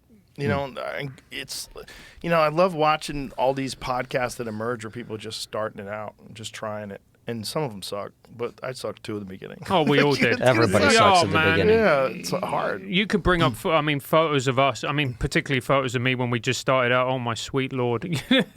But I remember, because I've been listening to the show. Don't skip over that, man. The transformation in you since we've started has been fucking amazing and inspiring to watch, to be honest, in every way. Yeah. It's been beautiful. Yeah, and it's, working. Like transformation in your mind, the way you think about things? It's the transformation in my mind, the transformation in my body, but also it's all that fat shaming I did. It's paying off, man. Yeah, exactly. It's hardcore fat shaming. Fat shaming works. Yeah, Yep. I mean, Sucks. it really does. It works. You can look at a picture It of works. me. Yeah. You probably shouldn't do it. But No, it works for men. yeah. It works Yeah. for men, maybe Yeah. not for women. Yeah. But Doesn't work on Bert Kreischer. But I will say this, man. It's like when I remember listening to one of your interviews with Mike Tyson, where he was talking about DMT and how it changed who he was, and how there was a Mike Tyson before DMT, there was a Mike Tyson after DMT. And he said that he looks back and he doesn't like the guy he used to be. He goes, that person scares me. That person was wild. That person was out of control. I don't ever want to go back to being that person. Yeah. And I thought to myself, how beautiful, man, that you get to be part of somebody's redemption arc. of somebody going, you know what? I wasn't a very good person. I was very damaged, and for whatever reason, I did things that I'm not proud of. Yeah. But now I'm trying to be better. And if you think about it, man, imagine you look back and you don't think that. Right. How have you spent your life? Right. Yeah. You're not better than you were 30 years ago? Right. No, I don't care how good you were 30 years ago. You could still be better today. Mike Tyson's arc is one of the most fascinating, right? Because he was such a destroyer. I mean, he got all of his love and all of his attention from smashing people, like literally separating human beings from their consciousness in front of the whole world. And he was, I mean, look, I'm a huge boxing fan, and you can look at all of these, the greats like the Frazers, the Alis, the Joe Lewises, all of these people. But I would say that with Tyson, with early Tyson, he was the most exciting fighter. Oh, yeah. The moment there was a fight with Tyson, everyone was watching. They were like executions. Was it the knockouts, you think, that was really the thing? It was the threat of the knockouts, the menacing image that he presented. Would he come in with a towel around his neck and nothing else? The no black socks, shorts. Black shorts, smashing people. Yeah. Just so dedicated to this one thing, being the greatest heavyweight of all time. And it's also as well, man, like, every boxer, every fighter has got a nickname, and some of them are more appropriate than others. He called himself the baddest man on the planet, and at his peak, he was the baddest man. He was. There was no UFC back then. Oh, man. There was no one could take him down. Yeah. You don't, and like I said before, you had an interview with him, you humanized him, you made him, to me, he became not Mike Tyson, this avatar, the baddest man on the planet, but what he did, he became a human being. And it also enriched me, because then I was like, oh, I really want to do psychedelics, because I want that insight that he has had about himself, and that process, I want to go on that journey now. Yeah, it's helped me. Yeah. It helped me tremendously. Well, speaking of the UFC, Joe, I am so gutted that we're not going to see John Jones versus Francis Ngannou. We might still see it. You think we will? Anything can happen. You never know. You never know. But that's got to be the greatest fight that hasn't happened in the UFC history, right? Yeah. That's the big one. That would have been the big one. But, Francis is going to have this boxing match with Tyson Fury. Yeah. What How do you think that goes? Yeah. I mean, Tyson Fury's one of the greatest, if not the greatest heavyweight of all time. He's so good. He's so slick. His footwork, his movement, the way he sets traps and catches people. He's so clever. He's so skilled. He's been unstoppable as a heavyweight boxer. Francis is a big, powerful knockout artist. That's undeniable. But, the advantage obviously goes to Tyson Fury. It's his sport. He's the best, one of the best, if not the best ever at his sport. Yeah. He's so fucking good, and he's so clever. He comes in all fat and everything and makes fun of it and takes his shirt off and still beats the shit out of everybody. And he's skilled, isn't he? Oh, Super he's skilled. so skilled. He's skilled like a smaller man, and he's enormous. He's so fleet on his feet, his footwork, his movements. He's such a good boxer, man. He's such a good boxer that you could, Francis has got to catch him with a big punch, and he's got to be able to figure out how to do that. Like, how do you catch a guy who's been boxing his whole life against all the greats in boxing? Guys are the best boxers ever. That's it. Francis, I believe, when he was a young man, if he had just gotten into boxing and not into MMA, like if someone had found him when he was like Mike Tyson's age, when Mike Tyson was 13, and trained Francis, like if Customano had found Francis is a terrifying specimen. He's so big and he's so powerful. He's the greatest one-punch knockout artist I've ever seen in the heavyweight division. The stuff that he does, the way he takes people out, the way he knocked out Alistair Overeem and Cain Velasquez and all, it's just like if he hits you, you're fucked. But that's with little gloves, right? Yeah. So you have to take into account the gloves are bigger. You got to take into account it's only boxing. So the footwork and the movement is going to be different. And he's fighting a master. If he can connect, who fucking knows? It is the quintessential puncher's chance. But you would have to, if you look at the betting odds, they must be enormously in Tyson Fury's favorite. Like, what are the betting odds online for this fight? Let's take a guess. I'll say 5-1, 6-1, 7-1, something like that, maybe more. Let's take a guess. What do you think they are? I mean, the thing is with Tyson as well is that he comes from a gypsy background, and as someone who has taught gypsy kids, they get taught how to box from the age of 4 to 5. It's part of their culture, and their other part. I remember when he got I can't remember which fight. I was working at a radio station at the time, and we were doing overnight. So I watched. I think it was the first Wilder fight, may have been the second. Do you remember when he got knocked down? Everyone went, "He's dead." Mm-hmm. And then he got back up. And then I can't believe he got back up. Gypsy boys are trained. You never, ever back down from a fight. You keep going until they are done or you are done. That is it. He didn't just get up. He got up and won the rest of the round. He got up like The Undertaker and then won the rest of the round. And then it figured out that's the way to fight Deontay Wilder, to put him on his heels. Yeah. And then came in the second fight and beat him down. And then the third fight. Got clipped in the third fight by a punch that probably takes out 99.99% of all the people who've ever lived.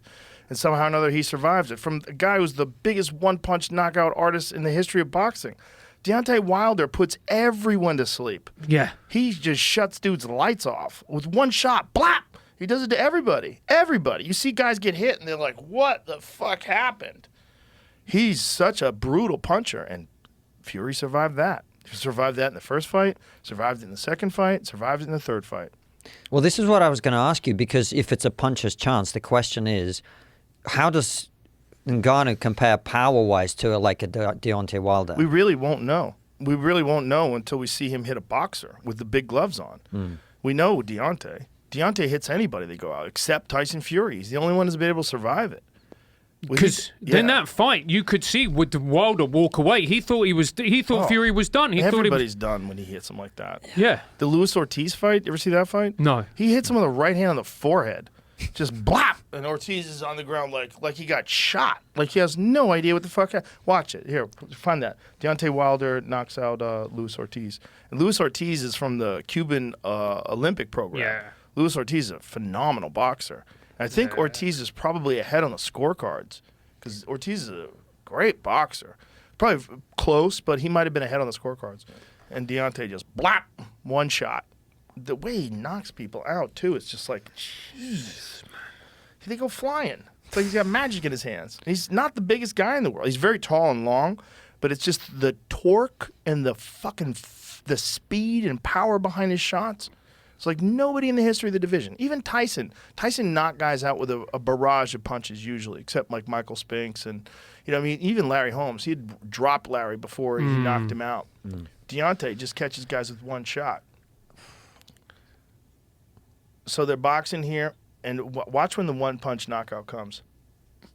So he's already got him hurt. Yeah. Boom. Boom.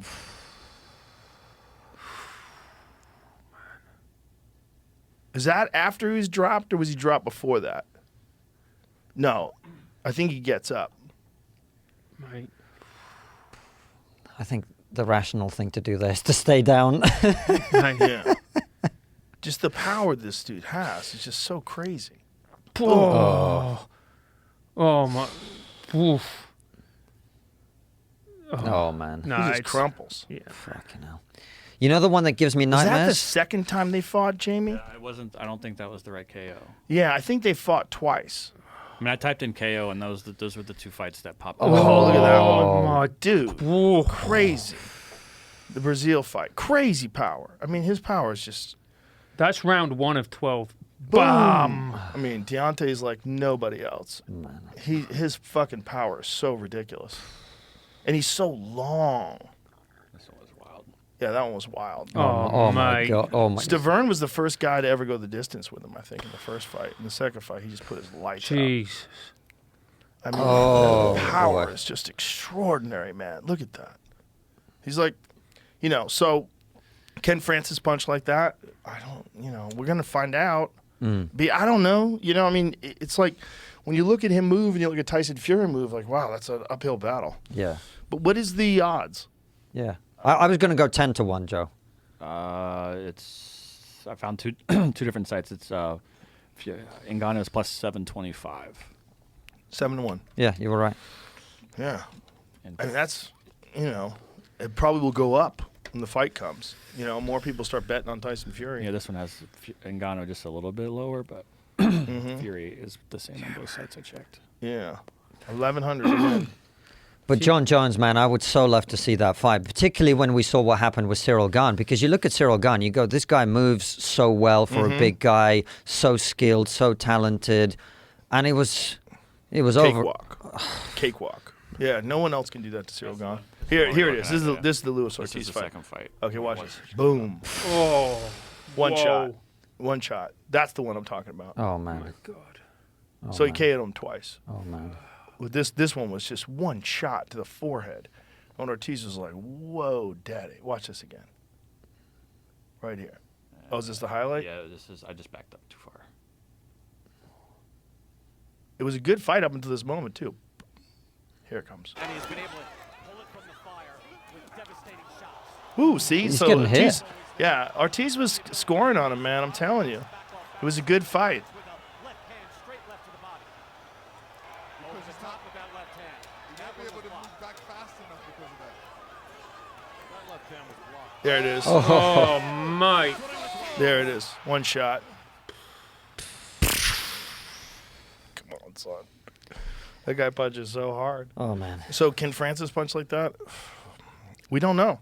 You know, we really don't know until he boxes. Can he deliver it? Can he deliver it on someone's chin? Because Deontay doesn't just hit that hard. He delivers those shots on guys like Tyson Fury. Yeah. You know, he delivers those shots on everybody. You know, it's an uphill battle. He's a scary guy, though, man. Yeah. Francis is a scary dude. He's big.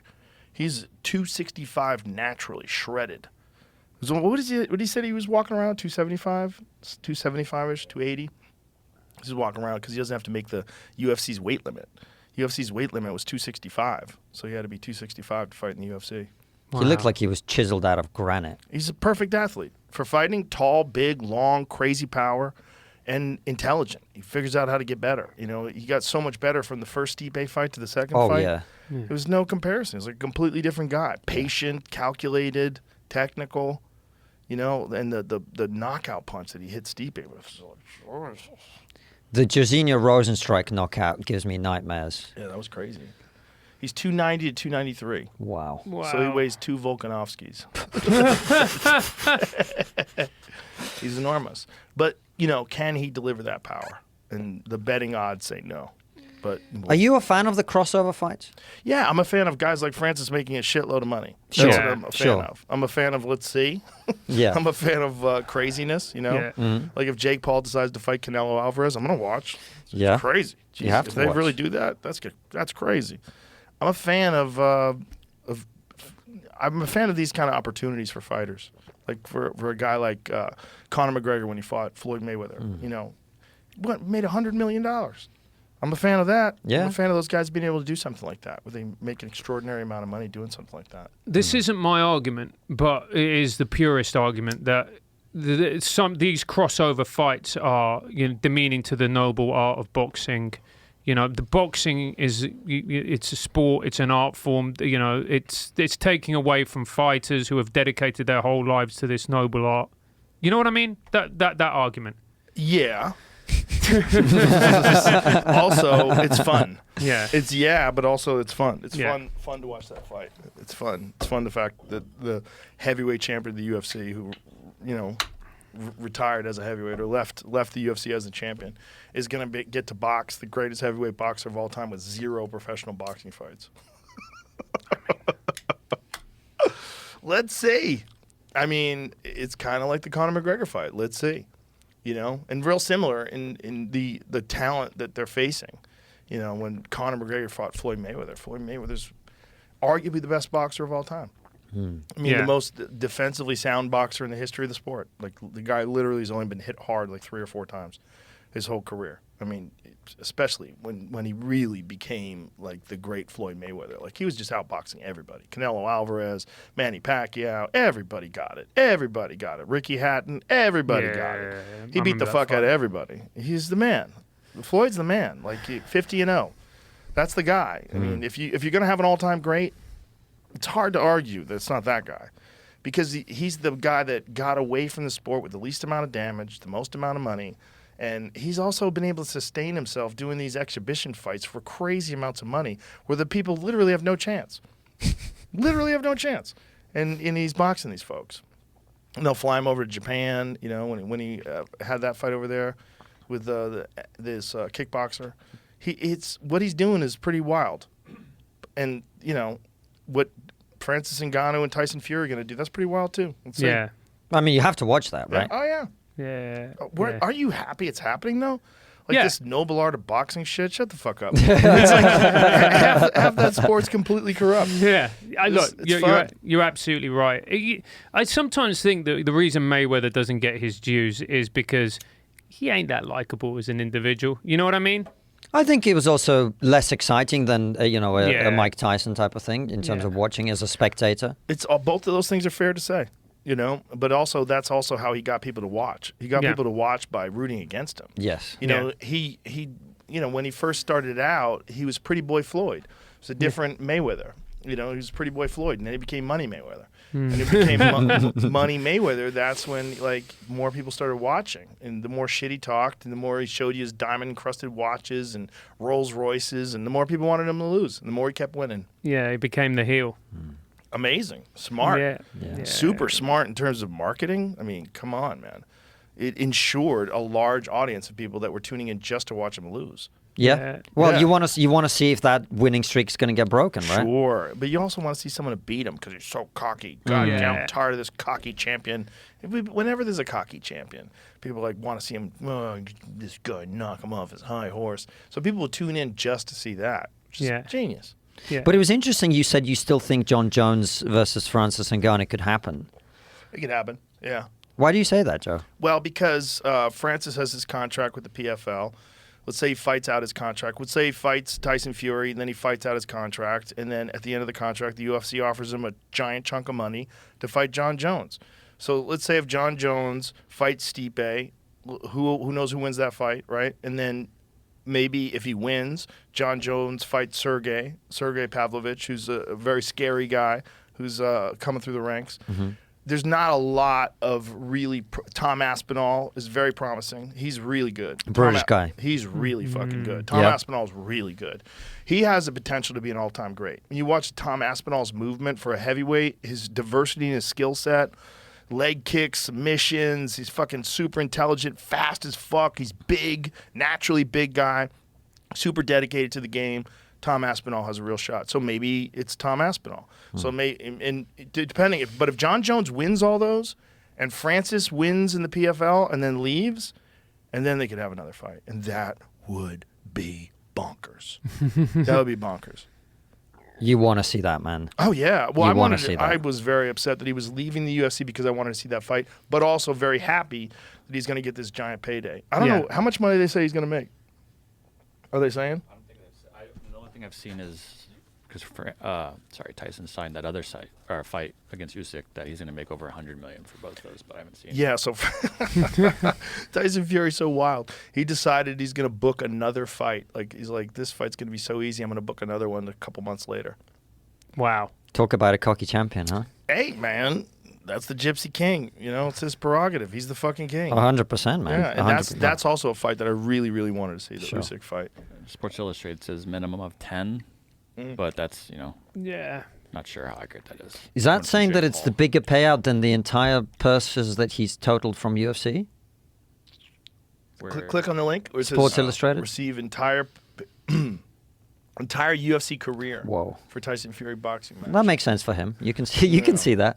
Yeah. He's such, John Jones to me is such a fascinating character because when I watch your interview with him and he talked about contrition and wanting to be a better man, I'm like, I believed him every second of the way.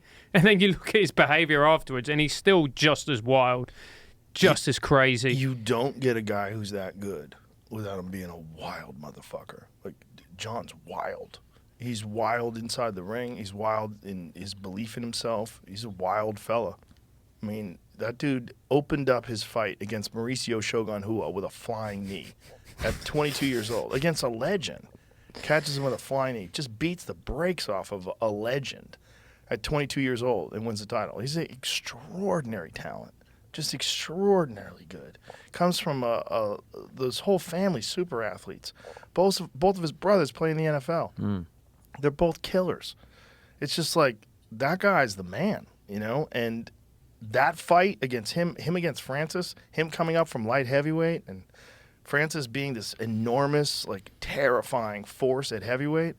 Who fucking knows what happens? Oh in man, that fight? I would so love to see that fight. Yeah. I hope it happens, man. I really, really do. I hope it's not one of those things where we always go, we missed that one. I know. You know? Do you know what would be? And boxing is really bad for this. And this part is what made me fall out of a love of boxing for a bit, which is when the fight does happen, they're both past their peak. They're not the same fighters. Do you know what I mean? Eventually. I don't want it to be that either. Right. Like Manny Pacquiao when he fought Floyd. Yeah, to me, that was one of the biggest disappointments in sport. Unfortunately, Manny went into that fight injured. Yeah. Manny had a torn shoulder going up to that fight, unfortunately. But Floyd was very clever in when he chose that fight. He chose that fight after Manny got knocked out by Juan Manuel Marquez. You know, remember that one-punch crazy knockout where it was really bad, where Freddie Roach said, I don't want you to do anything for a year. Like, no fighting for a year. And so you got to recover from this one. You remember that knockout? I don't actually. Google Juan Manuel Marquez knocks out Manny Pacquiao, because they had fought some really close fights, and I think Manny won them. I don't know. Was one a draw? I forget what the previous fights were, but I think this was the third fight. And Manny Pacquiao got clipped right here. Watch this. This is the perfect right hand. Oh, Perfect. yeah, and he's coming in as well, right, Perfect. as he gets Yeah. hit. Perfect timing, perfect one-punch KO, out cold. And this was I think this was the end of their trilogy. Oh, it's 4. This is the 4th fight they had. Oh my God. I mean, that is literally the perfect punch. And Manny just went out cold with one shot. And So did you listen after to that- Freddie Roach? Did he take a year? Yes, he did. He did. Yes, he did. Yeah. I think Gave him a little elbow when there as well. a knockout like that is so bad. Like, you have to. That's a one-punch, completely unconscious, massive concussion. And that's a massive knockout. That's a rare knockout at that level. You know, when you're watching guys that are that good, there's some fights in the past you could see a guy getting knocked out with one punch like that. Tommy Hearns versus Roberto Duran. That's one like that. Yeah. Where Tommy Hearns had Roberto Duran in trouble and then clipped him with the perfect right hand. Roberto Duran face plants. And when you're watching Roberto Duran face plant, it's like, what? It's hard to believe. The guy who beat Sugar Ray Leonard, like one of the greatest boxers of all time. And Tommy just catches him with a perfect right hand. Boom. That's the thing with those guys, man. The power they unleash. One of my dad used to drink with a guy called Alan Minter, who was a former middleweight champion of the world, British guy, and he fought. And this was in the late 70s, early 80s, I think. He was world champion. He fought Hagler, and he told my dad, he goes, "You have never when he hit me, I've never felt anything like that." Hagler was a monster. Yeah, he was a destroyer. Yeah, he really was. He was like one of the first really elite fighters that fought so well from both stances. Whether it's southpaw or orthodox, he could fight you from either stance. Yeah, he could, and he fucked guys up like that because he'd switch stances and be just as good. So you're looking at two different looks, like the jab coming from the right hand, the jab coming from the left hand. You have to adjust, and maybe you only stand one way, and he can fucking switch it up anytime he wants. And he's unstoppable. And he only got knocked down one time in his whole career, and it was bullshit. He got knocked down by Juan Roldan. It wasn't a real knockdown. Rather, they called it a knockdown. But he really just got knocked off balance, and they called it a knockdown. He fell down, like he got clubbed in the back of the head, and he went down, and his gloves touched the ground. They called it a knockdown, rather. And he got up, and he's like, what the fuck? And he went out to knock out Roldan. But speaking of British guys, Joe, Paddy the Baddy versus Tony Ferguson. yeah, it's good. It's a good fight in terms of, like, Tony Ferguson's been on an unsuccessful streak. And Paddy the Baddy had that controversial fight with Jared Gordon. It's a good fight. It's a good fight for both guys because, like, Paddy's the guy coming up and Tony is the legend. And so it's a real crossroads fight. And for Tony, it may very well be his last fight in the UFC if he loses. That's fair to speculate. A lot of people have been calling for him to step down, to stop fighting. Yeah, his last few fights haven't gone that well. Well, it started out with him hurting his knee. Yeah. And then he came back after that and beat Pettis, which was pretty extraordinary. But then when he had that Gaethje fight, the Gaethje fight was rough. Yeah. That was rough. Painful to watch as well. And I love Tony Ferguson. I think the fact that Khabib never happened, that was such a bummer. That was one of the all-time bummers when he tore his knee backstage just tripping on a wire. Just fucking some unforeseen accident. Guy gets through an entire training camp, no problems. Trips on a fucking wire and rips his knee. Crazy. Needs surgery. Just nuts. But in terms of baddie, do you think you bet on the young guy coming up? Oh, who knows, man. Tony still has a lot in the tank. He looked good, in his last fight against Bobby Green. Bobby Green's just so fast. Such a good striker. So unorthodox. I think Tony still has something left. Whether he's got enough to beat a guy like that, that's what makes it exciting. Because it's a good challenge for Paddy. It's a good fight for Tony in terms of, where he stands. Because, Paddy hasn't fought like the elite of the elite, that division yet. The Gamrots, these guys that are, challenging soon for a world title. Because there's a few of these guys out there that are just like super high level guys. And Paddy's like, he's making his way up towards those guys. And this is a big step. Well, Fiziev, what happened against Gamrot was so disappointing. Such a bummer, man. Because Fiziev is so good. He's such a good striker. That was one of the most impressive Justin Gaethje performances that he outstruck Fiziev. That was a really impressive performance. And then the Dustin Poirier fight was incredible. Yeah. The fact that happened in Salt Lake City and it's a mirror image of the Leon Edwards Kamaru Usman knockout in Salt Lake City, crazy. Head kick knockouts in the world title. Just that Leon Edwards fight was so crazy. I almost turned it off towards the end because I was like, this is over. Whoa. Yeah, the greatest call in the history of sports. John Anik says that is not the cloth from which he is cut. And then boom, he lands that head kick. Because they were talking about him like phoning it in from now on, just trying to survive and accepting his defeat. John Anik says that, and then he lands a perfect head kick right afterwards. It was bananas. He doesn't really get the credit that he deserves, Leon Edwards. Oh, Leon Edwards? Yeah. No, Leon Edwards is... I think he's getting it now. I think the Kamaru-Usman rematch just showed, that Kamaru, was very cautious about engaging. It was like a different fight than the first fight. Also, his takedown defense is on point. He's getting way better at grappling, which showed in the first Kamaru-Usman fight because he took Kamaru down, which is crazy. Nobody saw that coming. They mounted him. Everybody's like, whoa, this is crazy. This is the first round of this fight? Leon's good, man. He's so technical. His striking is so smooth. Like him hitting the pads, he's like one of the most impressive guys I've ever seen hit the pads. His flow, like between elbows, punches, and kicks, it's just everything is perfect technique. Snap, pop, pop, snap, pop, pop, snap, snap, snap, snap. It's beautiful to watch. And you add that with takedown defense and experience, and now the confidence that comes with being a champion.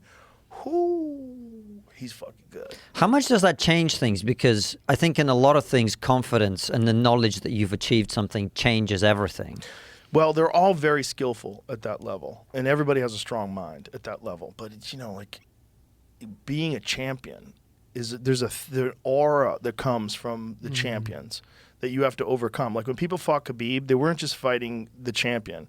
They weren't just fighting Khabib Nurmagomedov and his skills. They were fighting this fucking force that they knew they were going to face that nobody's been able to do anything to him except Gleison Tebow. That was a very close fight. But other than that, like he's steamrolling everybody. He's fucking everybody up. And you know it. And you're facing this guy who's undefeated and he just seems to be getting better with every fight. There's an aura of those guys that you have to overcome as well as beating them. You have to overcome this aura.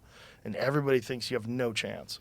And you're going into this fucking battleground with this guy who's like the most feared warrior in your division. The guy's been able to dominate the division. Like, so you have to overcome that.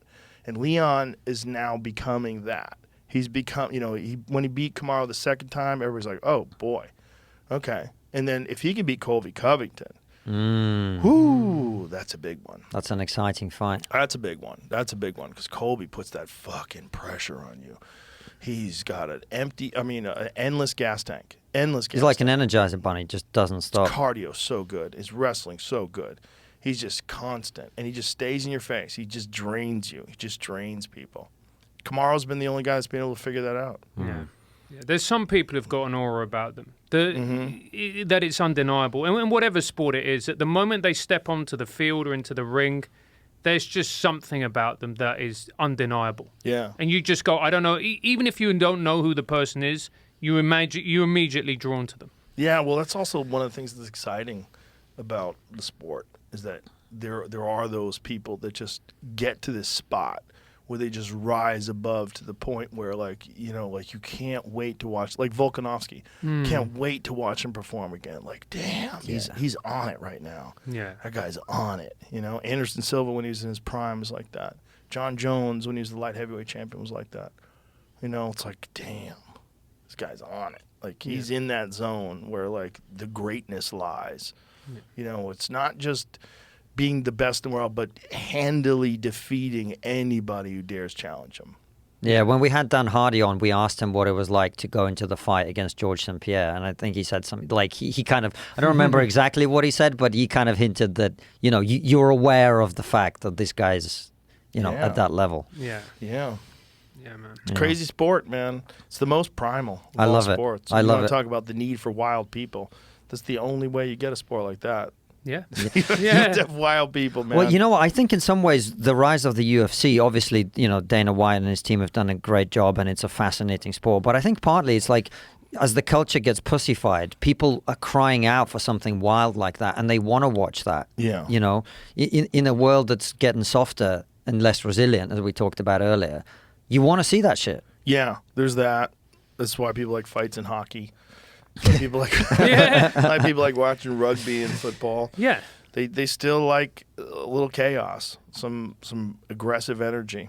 Yeah, they're like men being men. Yeah. They're like men going to war. It's why, like, you know, when you watch the New Zealand rugby team, they're All Blacks. They do the haka before they play. It's the war dance. It's so scary. Yeah. The haka's so awesome. Yeah. I love it. It's so awesome. Yeah. Yeah, I wonder, you know, what this means for our society. You know, like the fact that these two things are happening at the same time, that there is this blowback where people do still want to watch wild, crazy things. They still want to hear wild, crazy things. And then there's this push towards a neutering of masculine energy and the term toxic male energy, and, you know, this idea that anything masculine is inherently negative. And it's That's so crazy, man. It's so dangerous because if you're telling young boys that they are inherently evil and wrong and dangerous, then you are essentially alienating a very dangerous section of society, number one. And number two, somebody's going to step in and go, hey, you know what? They think you're bad, right? So why don't we do some fucking damage? And Jordan coming along was a healthy version of a response, right? Saying to men, be responsible, take accountability, go and create things, go and be the strongest man at your father's funeral, all that. That was healthy. Now we're also getting a lot of the less healthy responses as well in terms of, you know, people who are becoming big in that space, I feel. Well, you're always going to get people, you know, people don't feel represented. Yep. That's when you're saying that everything that they like and everything that they are is just negative no matter what. They don't feel represented. When someone comes along and challenges that, even if that person's a grifter, you latch onto that. Yeah. Because when you make certain arguments beyond the pale, and those arguments have merit and value, but you're not allowed to say those arguments anymore. It gives them an appeal. It gives them an appeal, number one. And number two, you are going to get someone from outside the mainstream coming along and going, yeah, they're talking nonsense to you, and here's the truth. And it is true. And that's magnetic. I wonder what's going to happen with this, you know, there's clearly, when you see what's going on with Canada with the podcast thing, where they're trying to get people to register their podcast. I think there's a crazy fine, too, for violating it. I think the fine might be something crazy, like $250,000 or something like that. It's like a very high fine. See what the fine is for violating the rules. But when you get stuff like that, I wonder what's going to prevail. What is going to prevail? Is free discourse and free speech going to prevail? Or are we going to go full commie? Are we going to go full censorship? Because if we cross a line where you really can silence people, if we cross a line, we can use dirty tricks and tactics to eliminate anybody that doesn't think the way you think, and whether it's through censoring them on social media or, you know, whether intelligence agencies step in and tell you to remove posts because they, You know, they go against the narrative that the government is trying to push. Like, that is fucking scary. Well, I think the thing you hit the nail on the head, Francis, earlier when you were talking about how they're changing the concept of safety. That's what we have to push back against, because there's this idea, if you hear opinions you don't like, or people are talking in a way that you don't like, that makes you unsafe. Right. And we have to say that is fucking bullshit. Yeah, that's fucking bullshit. We have to say that. Yeah. And that's to me, because all they do is they redefine the word and then they weaponize it against you. Yeah, That's they all say the words are violence, and of course you're against violence, right? Right. Yeah, But- violence is bad. No one's supporting violence. But here's the thing: you can only make the argument that words are violence if you've never been punched in the face. Right. Right, and a lot of people have. And a lot of people could benefit from that. Yeah. Well, my fear is that a real war breaks out. That's my fear. My fear is that we are beating the drums of a real war involving superpowers, and a real war involving technology beyond our comprehension, including hypersonic missiles. They can change direction in air, and you can't track them. You don't know where they're going. You can't do anything to shoot them out of the sky. They're just moving too fast. Yeah. And they hit cities. Boom, ba ba ba boom, boom, and then we're fucked. And then I don't even know if it helps to have masculine men then. I don't know if it what helps. I mean, if you can get to a point where you can debilitate a country's infrastructure, kill their power grid, remove them from the internet, remove their ability to communicate with each other, that's not that. I mean, that's totally believable. That's not an impossible scenario where precise strikes, even if they just decided not to kill everybody, they just decided to destroy the power grid and destroy the infrastructure and kill the internet and kill the pipelines. I mean, look what they did with the Nord Stream pipeline, right? Look at what if they decide to do that with all kinds of gas and oil pipelines? What if they decide to do that and shut down power plants and do so in a way that we're left powerless? We have nothing. What are we going to do? We're going to rise up against who? Like, they'll literally starve you out. Like, they'll shut down the infrastructure of the country. How would the country work if there's no power? How long do we have if the whole grid gets wiped out? Like, let's just imagine an attack, even if it's just some sort of a very complicated cyber attack that wipes out the whole grid. How long can we survive with no power? The grid's very vulnerable. Texas almost lost its grid here because it got too cold. We came that close. Because we're independent from the rest of the country in terms of the grid. Uh-huh. If the Texas grid, it was like they were very close to like losing everything. Yeah. It's like, how many people die then? It's fucking freezing cold. No one has a fireplace anymore. Yeah. They don't even let you build a house with a real wood fireplace in a lot of places. I know in California you can't. So if it's cold, you're fucked. Like, you're going to freeze to death. People were freezing to death. Like, that can happen. The power goes out and you fucking freeze to death. That's a reality of life in 2023. And it's also as well, we've all become de-skilled as a population. Oh, yeah. We're so, we're so dependent on this technology.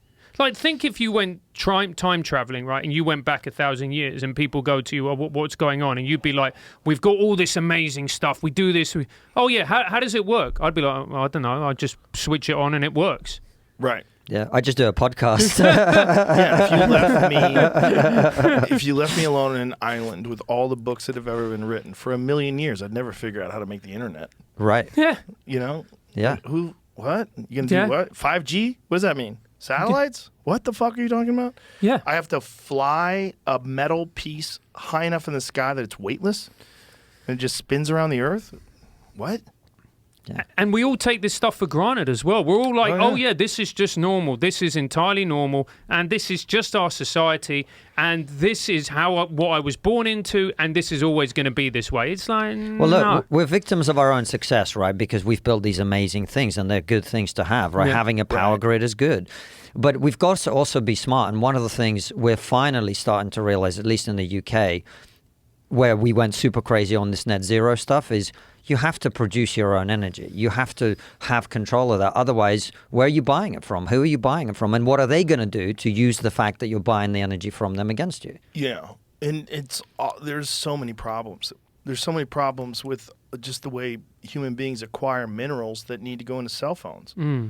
this is the cobalt problem. Like the fact that everybody's phone has this element in it that comes from people literally digging it out of the ground in mines that are working in like the most horrible conditions imaginable, and that this has been documented. And lithium too. Yep. Lithium too. I mean, a lot of the lithium that actually we need is in eastern Ukraine. It's one of the reasons that shit is going on. I think it was going to be the second biggest producer of lithium in the world after China. You sound like a conspiracy theorist. You need to just tune in to CNBC and shut your brain off. Yeah, man. Yeah. But yeah, the net zero stuff actually scares me because well, climate change is kind of a cult in and of itself. Yeah. You know, because that's also a thing where people aren't willing to listen at all to people with opposing viewpoints. And that if you do, you are now a climate denier. Just like how if you were kind of like, hey, what's going on with these mRNA vaccines? Oh, you're anti-vax. Like, what? What happened there? How did you sneak that in? Like, what are you saying? Yeah. Like, if you are curious about whether or not all this stuff that you're offering up as a solution is actually willing, is that actually going to be effective? If everybody stops eating meat, how much does that change? And what are you going to do about China and India and then their output? And how much CO2 is actually in the atmosphere? And how much do you need in the atmosphere? Isn't there a certain amount you need? What percentage are we above what we used to be? And it turns out it's like 0.04 is what we are now. And we used to be 0.03. And at 0.02, plant life starts to die because there's not enough carbon dioxide. It's like, what percentage of that is human beings? That's a good question. And what percentage of it is the rest of the world, and what percentage of it are we going to save by ruining everything here in the Western world? Right. Well, so in the UK, we have this obsession about net zero, and I'm like, okay, let's get our emissions down to zero. Let's say Britain produces no carbon emissions at all, and the ones that we outsource abroad. That's 2% of global carbon emissions. You just fucked our country to make no difference whatsoever to the problem. Well, the big polluter or the big contributor to the biggest by far is China and India. Yeah, they're the two biggest. And if they're going to keep doing it, which they are, it seems like what we need to do. I mean, this sounds very simple from a moron like myself, but invade India and China. They need to figure out technologies to clean the air. Yeah, and that doesn't seem impossible. In fact, there was some talk of a giant skyscraper that acted as an air filter, and that they were going to install. Remember those, Jamie? Yeah. See if you can find that. There's talk of construction. It might have been in China. Where they were going to build these essentially skyscrapers that were really just giant air filters, and that instead of a skyscraper that housed office buildings or people, it actually housed equipment that just sucked pollution out of the air and filtered it. And you're like, maybe that's it. Maybe that would work. Maybe you could actually capture. There it is. The skyscraper-sized air purifier is the world's tallest. Wow. So what if they just had those on every block, or had those, every X amount of blocks, where they figured out a way to clean the air? Okay, it can reduce pollution in major metropolitan areas by 20%, for example. If we can. Not sorry. Yeah. I like to tell my students we don't need to be medical doctors to save lives. Dr. David Puy, professor of mechanical engineering at the University of Minnesota, and one of the researchers. So if they could just reduce air pollution by 20%, for example, we could save tens of thousands of lives a year. Okay. Yeah, so this seems like it's about air pollution, but your point about China and India, Joe, is so right, because I was talking to an Indian dude, and he told me that the time of partition, this is 1947, when India became independent, average life expectancy in India, Jamie, fact check me if you could, please, but I think it was 37 years, right? Fast forward to today, it's over 80. You think those people are going to give up burning shit to live longer?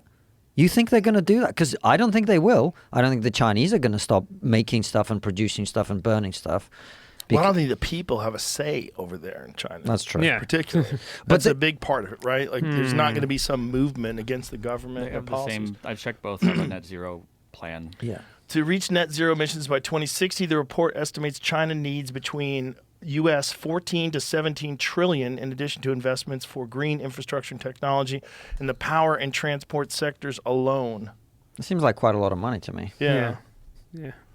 Okay, so it says Xi Jinping said since September of 2020, when China's President Xi Jinping made the pledge to reach net zero by 2060, the country's ministers and locales have been mobilized to devise decarbonization roadmaps for their jurisdictions. Yeah. Maybe they can do that. Maybe they can.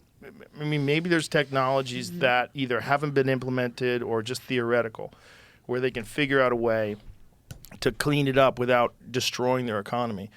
You know, and that might be possible. I don't know. But it's certain that human beings are having an effect. I mean, like specifically with pollution. And not just that, not just the air. We certainly should be looking at carbon dioxide and certainly should be looking at humans' impact. We also should be looking at what the fuck we're doing to the ocean. Yeah. We're killing the ocean. We're filling it up with garbage and literally killing most of the species. We were just talking about the other day that they don't really know what the real numbers are, but they think it's estimated that we've killed somewhere in the neighborhood of like 80 to 90% of the fish. Yeah. What? We're just scooping fish out and killing everything.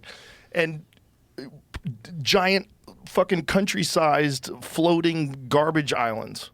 You know, like what? I mean, the island in the Pacific Garbage Patch is bigger than Texas. Texas is bigger than multiple European countries. And that patch of garbage is bigger than that. Yeah. You know, the thing that I find really, really demoralizing about this debate is the fact that the complete lack of critical thinking skills. People on the left, therefore they think this. People on the right, they think this. I know I'm not going to mention this person's name. They came on your pod and they were like, well, I think, you know, it doesn't exist, climate change. And that person thought that way. I think a lot of it is because they were on the right. You know, so they see the way the tribe moves, they move with the tribe instead of actually taking every issue, looking at it themselves, doing the reading, doing the work, and then going, well, this is what I think regardless of this tribe or that tribe. Yeah. Yeah, if you're on the left, you think climate change is imperative. If you're on the right, you're probably more dismissive of it. You know, certainly we should really look at nuclear power. Yeah. Nuclear power seems to be the cleanest way to do this. And it's safe. In relative, it's safe. It's I always make this joke. Until it's not. Well, you say that, but actually, if you look at the casualties from nuclear disasters, there's only been three major ones, right? Long Island, 3 Mile Island, Chernobyl, and Fukushima. If you look at the stats and you add it all up, nuclear energy is safer than hydro. The one dam collapse in China killed way more people than all the nuclear disasters put together. Yeah, the real issue though is that it ruins that area forever. So like no one's moving into Chernobyl. That's true. No one's Fukushima's fucked. Yeah, like that place is fucked. Like when they do go south, they go bad. To the point where a friend of mine who's this brilliant guy says he won't eat fish from the Pacific anymore. And I said, why? And he said, Fukushima. He goes, I don't think they're testing for it. I don't think they're testing for radiation poisoning. I don't think they've measured it. He goes, what if it's a lot worse than we think it is and we find this out 10, 15 years from now? He goes, maybe I'm wrong. He goes, I just don't want to take a chance. So I don't eat fish from the Pacific. I'm like, Jesus, I never even thought of that. It's a fair point. Yeah. I don't know if it is. I mean, is that ridiculous? I mean, how much of an impact does Fukushima have on the entire mass of the Pacific Ocean? No, I mean your fair point huge. About you can't live in that area for a very, very, very, very long time. Yeah, that's a fair point. Yeah, I mean hundreds of thousands of years, Yeah. right? Those areas are ruined. Yeah. But the thing is, they can mitigate that now, and they can figure out a way to have nuclear power plants with better fail-safe than they had in Fukushima. Fukushima, they had like a backup, and that got crushed too. And then they're fucked because they can't shut it off. And then now you have this reactor that you can't shut down, and it's just chaos. I mean, Chernobyl, they had to work really hard to make that thing blow up. It was like incompetence and all sorts of other dynamics going on there. It was pretty fucked up. What's wild now is there's things living there. There's like, who knows what kind of crazy mutations, Godzilla type shit is going on there. Do you know there's an animal sanctuary area in the Red Forest, and it's one of the safest areas for wildlife in the world because there's no humans there. Wow. But has anybody measured the effects of radiation on those animals? I mean, some of them are getting affected, obviously, but they're not getting shot by humans is the point. Right. But what if they're developing like telepathy? In comic books, radiation always leads to awesome things. That's how you become Spider-Man. Exactly. That's how you become the Hulk or the X-Men. Yeah, maybe that's China, and maybe that's Russia's, maybe that's the next stage of the war. Isn't that odd? It's in Ukraine. All of the problems in comic books, like with radiation, it's all like someone becomes a superhero, now they have these powers, and they have to well, I guess I have to save the world. But in real life, you're just fucked. Yeah. Maybe that's what we need to solve our problems, is the spider squirrel from Chernobyl, Joe. Yeah. Maybe we need aliens. Maybe that's what we need. Maybe they need to come down and go, settle the fuck down. Yeah, maybe we just need beings who are just way smarter than us just to go, you are a bunch of incompetent chimps. Shut up and I will deal with it. What do you think about all this UAP stuff when you see this? I mean, I don't like that they changed it from UFO to UAP. That's annoying because I know what you're doing. Just coming up with new, clever ways to make it less ridiculous to the world. But, like, what do you think about all this disclosure stuff? The thing that makes me skeptical is UFO sightings are so disproportionately in North America. We're enthusiasts. You guys love a conspiracy We theory. love a UFO. Yeah. Yeah. Yeah. You know what I Yeah. mean? Yeah, and it's never in New York either. You know what I mean? There's a few. Is there a few? Yeah, it happens in New York. Yeah, there's been some, but also people lie. You know, like that's a problem. You know, it's like the amount of like really good footage is. There's the compelling stuff is the stuff the fighter jets capture. That's compelling. Like the Tic Tac footage, that's compelling. You know, when they talk about the amount of G-force that would be involved in something moving in that way, like most things that we have would just fall apart. Like this, what is moving that quickly? Is the all of the sensors are all those accurate? Are all those detection systems and all the radar and tracking, is all that accurate? Because if it is accurate, like, what the fuck can move that quick? Like, explain that. What is that? And if that's ours, like, like, if they've managed to hide some sort of super sophisticated propulsion system that's beyond our comprehension, like, beyond nothing you could imagine, and that they've been working on this for decades, and that's what all this UFO talk is. They, you mean the government? The government. Yeah. Yeah, there's some black ops program, some special top secret shit where they're in the middle of the desert. They figure out a propulsion system that works on gravity. But could they keep that secret for that long? That's the thing, man. You know, because it's easy to go down this route and go, the government are keeping things secret, and of course the government do, and of course they're cover-ups. But if there's one thing I can know from the British government, it's just that they can never cover anything up. You know what I mean? Yeah, they're that incompetent. Yeah. Right, but that's the legislators and the Senate and the Congress. What about the fucking people that are involved in the highest levels of the military? I bet they keep a lot of good secrets. I bet they're real good at it, especially people that are working with defense contractors. Like if they really did receive a crashed UFO and they were back engineering it, it would be a national security imperative for us to get that first. Yep. If there's some craft that came here from Alpha Centauri and they've managed to get a hold of it and they're trying to figure out how that thing works, you better shut the fuck up until we figure this out. And I think that would be like if you were a patriot and you were working for the government, you would keep your fucking mouth shut if that was your job. Also, they're looking at every email you send, every text message you send. They probably got your house bugged. If you talk about it, they're going to know. Yeah. You know, I think it's possible to keep secrets as much as people want to think that it's not. But I don't know. I don't know what the fuck is going on. And part of me is like, they're talking about it too much. You know, part of me is like, show me something. Show me something. Like, I don't want to go all this talk. Like, even David Grush, he never saw anything. He just uncovered programs that he found. Who knows who gave him that information? I mean, if I wanted to fucking put out some disinformation, I would encourage someone to be a whistleblower. That's what I would do. I would tell them some nonsense and encourage them to tell everybody else. And then it discredits the whole thing. Yeah, it makes the whole thing look preposterous. Or it also can cover up this other thing that you have going on. You say, oh, these are off-world crafts. Can't be ours. Meanwhile, it is ours. Like, one of the things that's happening that's weird is they're always in these areas where the military operates. Like off the coast of the East Coast where they've seen those things. Is it like a cube inside a circle? Is that what it is? It's either a cube inside a circle or a circle inside a cube. But they keep seeing these things that can hover at 120 knots completely still, move off faster than the eye can see. And this is something that Ryan Graves experienced. He didn't experience it. He experienced it on his sensors. They upgraded their sensors in, I think it was 2014. And almost immediately they started spotting these things that just violated everything that they knew about like the way objects could move and behave. What do you make of this argument? I can't remember who's made it, but it's the idea that if we were to encounter an alien species, if they reached here, they would be so technologically advanced that they could do whatever the fuck they wanted, basically. Maybe. Or maybe there's like levels like we are at, right? Maybe there's like, if we are going to eventually travel to other planets and establish a civilization on other planets or visit other planets, how long is that? When's that going to be? Is that 100 years from now? Is it 50? Maybe that's where they are. Maybe there's some that are 1,000 years more advanced. Maybe there's some that are millions of years. Maybe some of them live in a solar system that's much more stable, and it doesn't have the problem that we have with asteroids.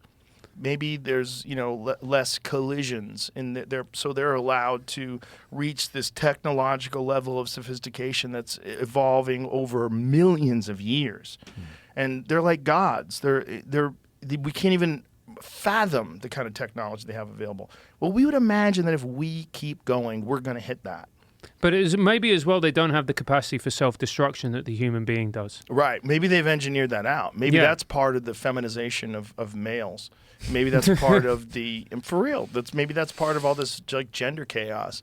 Maybe that's part of the microplastics that are endocrine disruptors that are and pesticides and all sorts of other things that are fucking with people's reproductive systems. Maybe it's like a natural, gradual change that the species must take in order to evolve to the next stage, that it has to like sacrifice its lust and anger and fury and all these chimpanzee instincts that are really associated with dominant male hormones and primate behavior that we see in the jungle. Yeah, but can we operate as a species without those? I would argue that we can't. We can with President AI. When President AI is elected, Joe's telling you who to vote for, everybody. when President AI takes over, our benevolent overlord, it'll make people eat credit cards every day so that your body will develop more microplastics and shrink your testes. Yeah, I don't know. I wonder. I wonder what's happening. I think it's happening very quickly, and it's hard because we're in the storm. We're in the middle of a storm watching it. But if you look at the amount of change that's taken place in human culture just over the past 20, 30 years, it's kind of unprecedented. Since the emergence of the internet, there's never been anything like this. Yeah, it feels like we're living in a culture which has hit the fast forward button. And is out of control. Like we're on the roller coaster ride. We used to be going like this. Click, click, click, click, click, click, click, click, click. Now we're going like this. Yeah! And, I don't know where it goes. And I think part of it is we got to fix the outrage machine that we've got, which is corporate media, social media, the way we communicate about things, about ideas. Yeah. This is why I have hope for new media. We don't always get things right, of course, but it's an opportunity to change the conversation, to have more of this, to have more long-form stuff, to pursue the truth. Whereas right now, the incentives, and Francis said it earlier, it's a phrase I repeat all the time, human beings respond to incentives. And right now, being outraged and being outrageous is what's rewarded, and being calm, being sensible, being reasonable, listening to other people, that isn't the thing that we've been doing for the last 20, 30 years. We've been doing the opposite of that.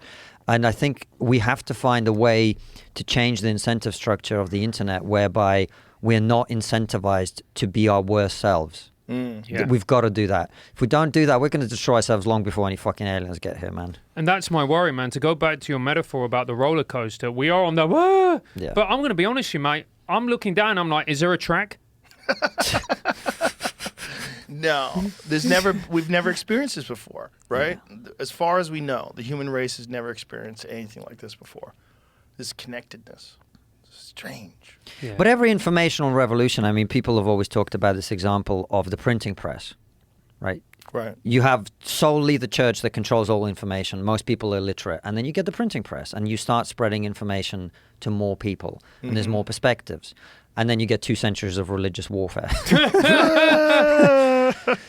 You also get books about witches. Yeah. Do you know that was one of the first things that people did when they started using the printing press? You think, oh, they're writing all these great books about philosophy and psychology. Nope. How to spot a witch. Yeah. It's something that we can all get behind, man. Yeah. And it encourages our worst instincts, and we'll be like, you know what? All the problems in the society, it's their fault. Yeah. Yep. There's a lot of witch hunting going on right now, man. Yeah. There's a lot of witch hunting. I mean, J.K. Rowling is a witch. Like, how did that happen? You know what I mean? Like, she was this most progressive, cool lefty person. Yeah. Says one thing about trans, boom, she's a Nazi. Yeah. How did that happen? I don't know. It's the Wild West out there right and now. everyone just fucking went along with it. Like the mainstream media went along with it. Controversial author. What? You know, What? I know Hitler never went, I'm going to take over the world. I'm going to write some beloved children's books. Yeah, it's someone violating the orthodoxy. Yeah. Yeah. Yeah. And there was part of me who thought, okay, now she's come out, we're going to have a modicum of sanity. That's what I genuinely thought when I was naive and more stupid. Look, we should say we are actually making progress in the UK on that Yeah, issue. we are. Really are. Yeah. On the Yeah. trans issue, we're making Yeah. Well, progress. you guys have shut down all those. We shut down the right? clinic, and the rules and laws are starting to change, and Yeah. we're starting to be sensible. So maybe the great hope is we kind of overreached, and now we're reining it back in a little bit. Yeah. It's not the case here, from what I can tell. Doesn't seem to be the case here at all. No, I mean it's coming straight from the White House. Yeah, Yeah. yeah, That's terrifying, man. That's it's so interesting. Like now that our show has become bigger and people recognize us, I get a lot of, especially gay people coming up to me to talk to me to thank me and us for what we do. This young lady came up to me. She was American. She must be in her like sort of mid to late 20s, and she was like, if I was born 10 years younger, and she's a gay woman. She goes, I would have been screaming the house down at my parents. I would have been demanding a double mastectomy. I would have been demanding puberty blockers because I was so miserable and distressed and deeply unhappy at the fact that I was a gay girl. yeah. Yeah, that's a lot of the way a lot of gay people feel about this whole movement. That in some ways it's kind of homophobic because it's saying you're not gay, you're just in the wrong body. Yeah, and Yeah. so many of them are autistic as well. This is what we are not taking into account quite often. And we've had lots of people on the show to talk about this. A lot of these kids are autistic. A lot of these people, particularly the girls, they would have had anorexia or bulimia before. Before that, they would have had something else. It's just a way of people showing distress about what it's like to be a young woman. It's not exactly a great time to be a young woman when it comes to body image, when it comes to the perception and the reality of how men and women relate in our society and all of that, right? And a lot of the young men, what's happening is they're being praised for this choice. Yeah. And that there's social credit to being, identifying in a different way. Yeah. Yeah, and Yeah. it's really sad, man. Because it affects everything. I was doing a gig a few weeks ago, and there was a comic on the bill, an older gay guy, and the classic look over the shoulder both ways, and he sat down and started talking to me. And this is a guy whose partner's experienced the AIDS pandemic, saw a lot of his friends die. His partner was basically given a flat near to the hospital because at that stage in the 80s and the 90s, it was like, look, you've got this virus, you're going to die. So have a flat near to the hospital where you can get treatment, and then when you die, at least you'll be comfortable. And he looked at me and he was talking about everything that was going on, going to Pride marches. He was like, it's a really bad time to be gay. He went, I went to Manchester Pride, and this woman got up on stage and she brought her 6-year-old daughter with her, held her up to the crowd and went, this is my daughter, she's a little gay girl. And the entire crowd cheered, and he went, I was just there going, you're sexualizing your daughter? What are you doing? Right. You're saying your 6-year-old attracted to women? Yeah. Yeah. And Right. then people are cheering and going, this is great. And he's like, no, it's not. Brett said something to me when I had my son. He said, congratulations, your heart is now outside of your body. Ooh. And Yeah. that is, to me, the great hope on some of these issues is like people's love for their children is such a powerful force, and it can be a force for good too. And we've seen a lot of feminists stand up on this stuff in the UK, and a lot of parents as well, because you know what it's like, and you're a father of girls, right? Like it's now many people's one of their greatest nightmares about what could happen to their children. So that, And if your children get indoctrinated into something like this and make some change to their life that is permanent, and that people are encouraging them to do that at preteen, yeah. It's crazy. And it's something that we've always known that children don't have the ability to see the future. Yeah. That's why you don't allow them to get tattooed. That's why, it's like, but with this, they're like, no, they know. Yeah. And the fact that it's become so party political here is, I think, why you're not making as much progress in America on this issue, because it's like, you're on the right, you're against, you're on the left, you're for.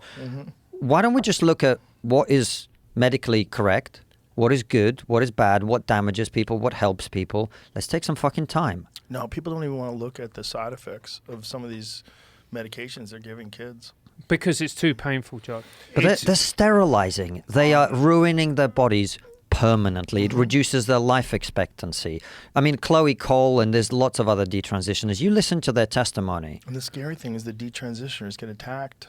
Yeah. They talk about their own personal experiences and the regret of transitioning, and they get attacked. Yeah, because, they're somehow got internalized transphobia now. And I really hope that we just wake up from this, And that's the thing that's great about the UK is that we do have left-wing politicians like Rosie Duffield who have come out and spoken about this honestly. And she is a hero. She's an absolute hero because she has been called all manner of names by her own party. She's been attacked, yet she has stood firm. What a hero. Well, I hope people wake up here too. Yeah. How do you think that happens? I guess just talking about it.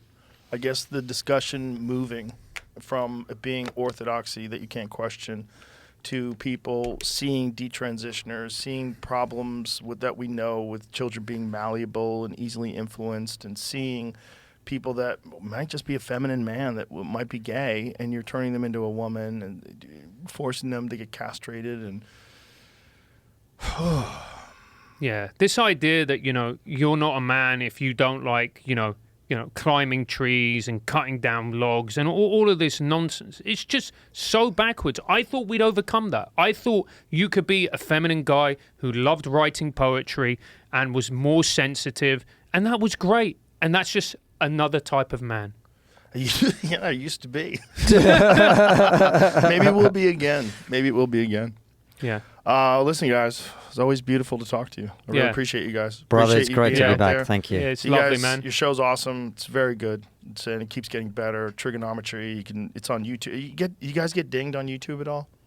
I don't think we do at the moment. No, we get, occasional episode demonetized, but we're kind of used to it at this point, Yeah. No, we're loving it.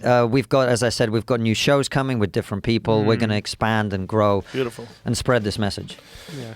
All right. Well, thank you for being here. Thank you Appreciate for having guys. us. Thanks for having us, My brother. pleasure. All right. Bye, everybody.